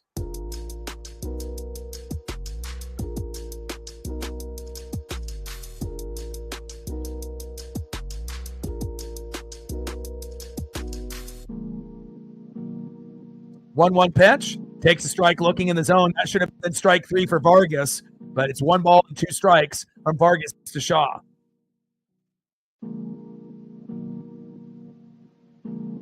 Now, Julio has a hit on his last at-bat when you took a break. The only person to not have a hit on the team is Mitch Garver, who's 0 for 4. But I think we can excuse him today, obviously having 2 home runs in game number 1, just like when Cal Raleigh had 2 home runs. But, yeah, Mitch Garver, the only one without a hit. And this is the first game in 2025 where the Mariners have gotten a run or more every inning except the 3rd inning. We've never done that before. So, again, just like Cole mentioned, this is the first time that we've scored 14 since we won 14-0 over the Marlins. So, a lot of home runs in this game for the Mariners and the Cubs. And, again, nice to be able to flex on them at Wrigley, for a team that is 16 games above 500, and we're only 1 game above. It shows you we can compete with anybody when we play up to the competition. 2-2 pitch, and that's fouled off high and inside with the sinker. 2 balls and 2 strikes from Vargas to Shaw.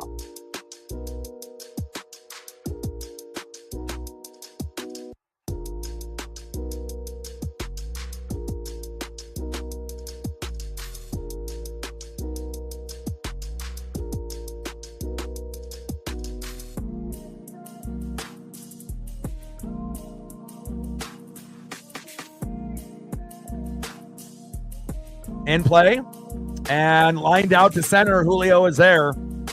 2 away.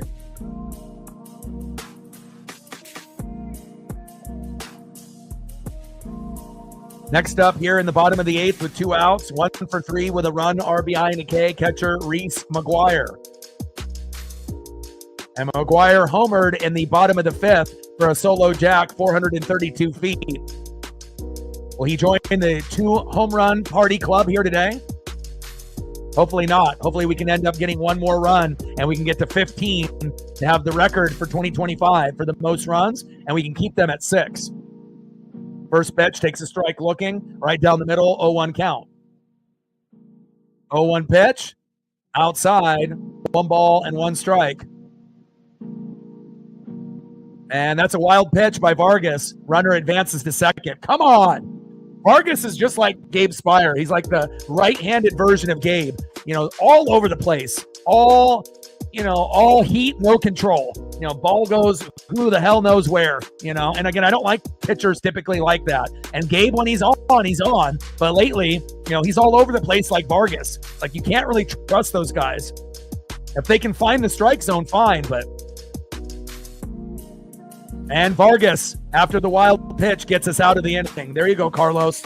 Hell yeah. All right, end of the 8th inning. Let's go to the top of the 9th, and let's see if we can get 1 more. I'm not trying to be greedy. I just, we want to maximize every game, and we don't have games like this that often. And again, this is the first series in my recent memory that we've been able to score 7 runs or more in every single game.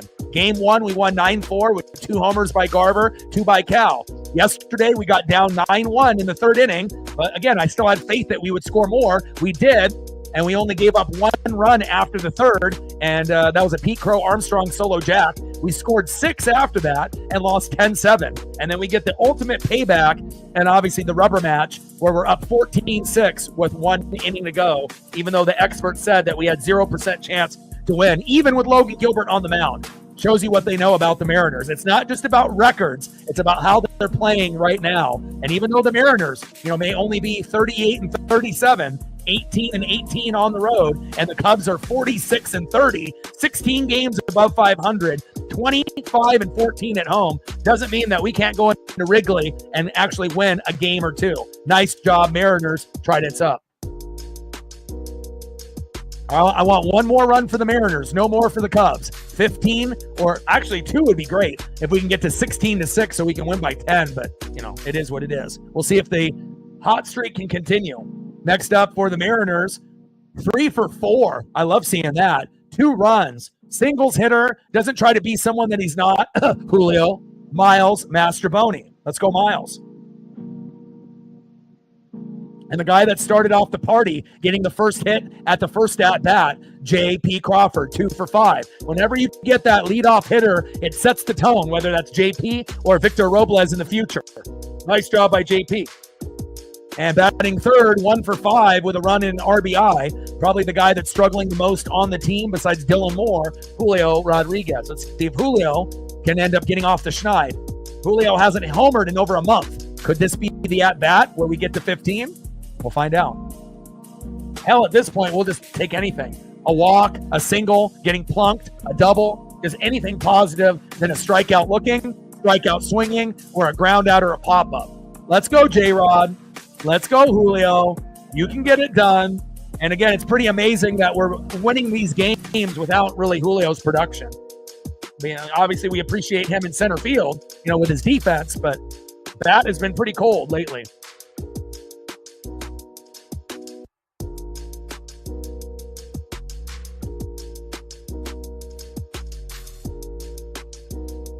First pitch, low and at the knees from Pearson to Mastroboni, 1-0 count. 1-0 pitch, low and at the knees, 2 balls and no strikes to Miles Mastroboni. And Pearson's ERA is 1 billion, so there's a good chance that we can get some more here.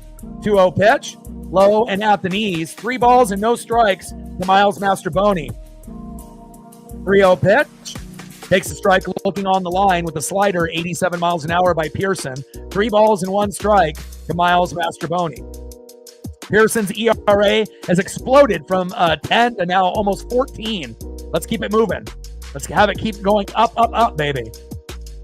3-1 pitch, and that's a walk, baby. Yes, sir. We're going to score at least 1 more run, baby. Let's go. Miles gets on board. Let's have this guy's ERA explode into the 20s, baby. Next up is shortstop J.P. Crawford. But again, when he first entered the game in the 8th, his ERA was like 10. Now it's almost 14. So let's keep it going.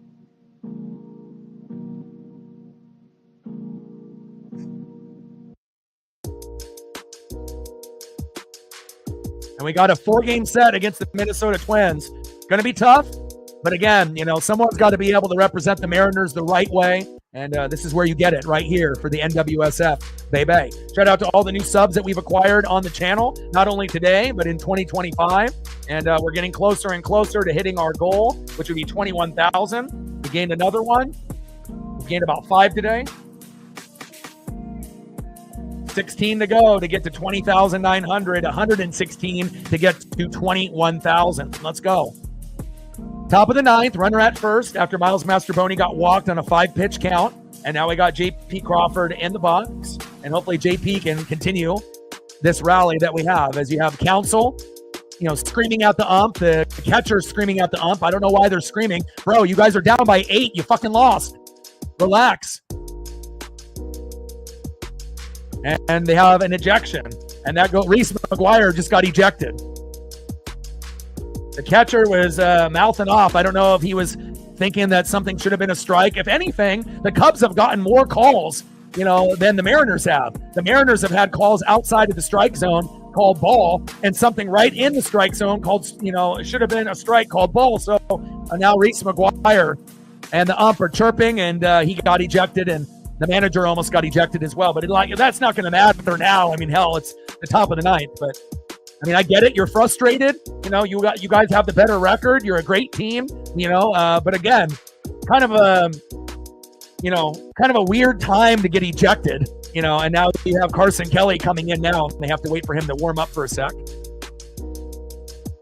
I mean, if the game was close, and again, you've been getting ripped off all day. I get it. But when you're down fucking 8, you have no chance, bro. And I've been watching the Strike Zone on MLB.com, on ESPN.com, and on the Mariner broadcast and the Cub broadcast. I watch everything. I got multiple screens up when I'm watching. And if anything, this ump has actually been pretty good today. And that might be the first time that I've said that in a long time, because most of the time the umps are fucking terrible. 2-0 pitch. Takes a strike looking right down the middle from Pearson. 2 balls and 1 strike to J.P. Crawford. Let's go, J.P.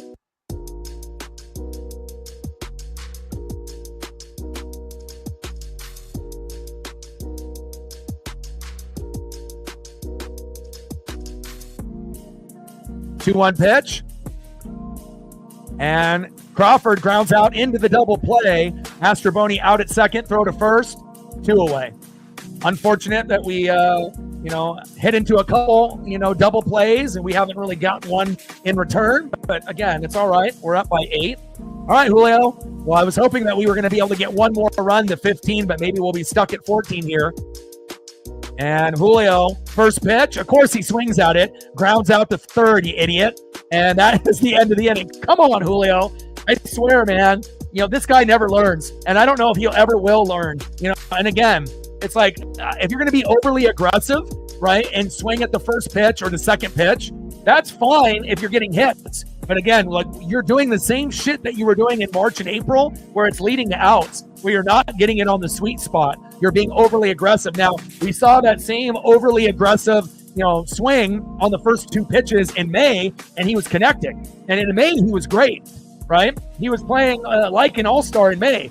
But in March, wasn't good. April, wasn't good. June, not fucking good. And again, continues to not, understand that, hey, if you're being overly aggressive, on the first couple pitches, haven't you thought, hey, maybe I shouldn't swing at the first couple pitches, or, try to work the count and then make it go into the 4th pitch, the 5th pitch, the 6th pitch. Wait for that pitch right down the middle, instead of assuming that every pitcher is going to throw right down the middle and try to get ahead of you in the count with a strike right down the middle. And all of a sudden, magically, you're going to hit that ball and it's going to be a home run, single, double, triple.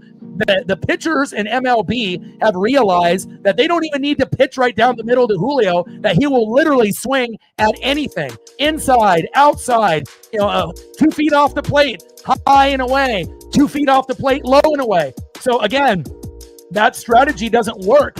When you think that they're going to get ahead of the count and pitch right down the middle to you, these guys watch tape. One thing that Julio, I assume, doesn't, and you have to realize how they're pitching to you. And if he started to actually watch the tape and realize that they don't pitch to him right down the middle like they did in his rookie year, that maybe your batting average would be closer to 300 right now rather than closer to fucking 200. And again, it's pretty amazing that we're still able to dominate with one of our quote-unquote top 3 or top 4 players based off talent, not really doing anything for us, or very minimal action, offensively here this month. And obviously I appreciate everything he does in center field defensively, but come on, Julio, earn your contract, my guy. Now we got Legomina in the game here in the bottom of the 9th. Berti is in pinch hitting. But frustrating, when you see a guy with Julio's talent level. But again, Julio will never be Ken Griffey Jr. Never going to happen. The Ken Griffey Jr. is Cal Raleigh. And again, that might have been shocking to some people, but some of us kind of saw the writing on the wall. Berti, 0-1 pitch in play, lined out to first, 1 away. But again, we have to be thankful that we actually have someone living up to the Griffey standard.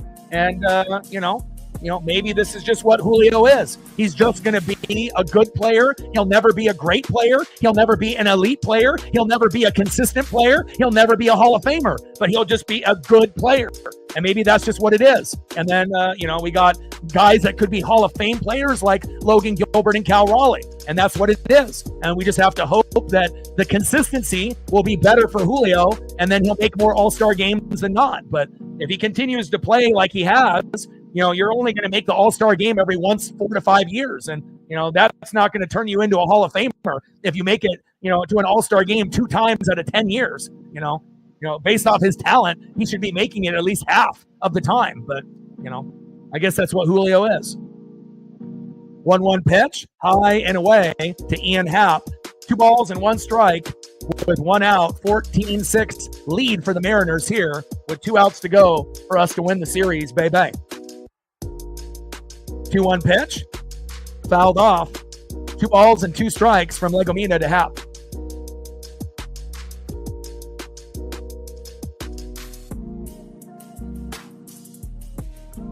2-2 pitch, and big strikeout swinging by Ian Happ, who had 3 homers in the first 2 games, but we were able to contain him today.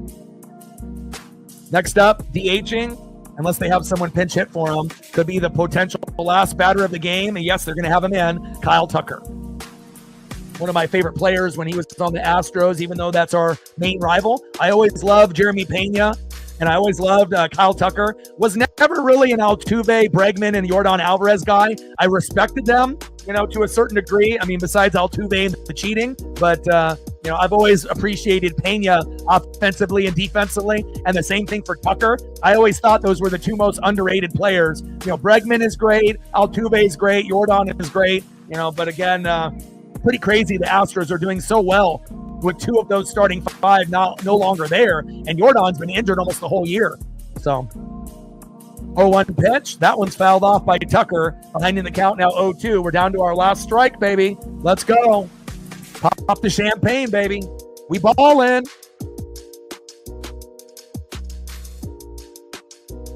And, again, Julio has the talent level, to get 20-20, at the bare minimum. But you would think 30-30, 30 home runs, 30 stolen bags, and then if he overachieved, 40 home runs, 40 stolen bags, and then we were hoping one day that he would hit 50-50, or at least 50-30, but again, at this point in his career, I don't know if he'll ever get to 40 or 50 home runs ever if he keeps playing the way that he does, by being overly aggressive in the box. If he ends up turning into a patient hitter after this year for the rest of his career, then he will have some 40, 50 home run seasons. But if he doesn't, he might just be a 20 to 39, 20 to 35 home run hitter for the rest of his career, which still could help us, go to the ALDS, ALCS, and World Series. But we just need consistency. Singles, doubles, triples. And if that means that his home run total is only going to be 20 to 30 for the rest of his career, but he ends up being a 280 hitter and he ends up getting us a lot of production on the daily, we can live with that. That's okay, Popped up and popped out at third, and that is the game. Let's go. Final score, Seattle Mariners 14, Chicago Cubs 6, baby. Let's go.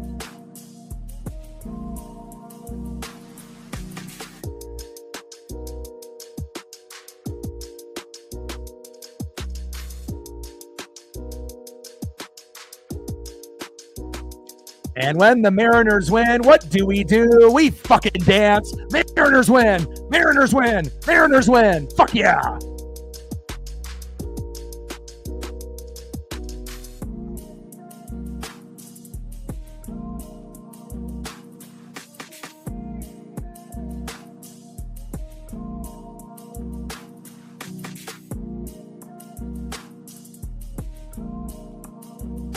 Let's go. What a fucking series.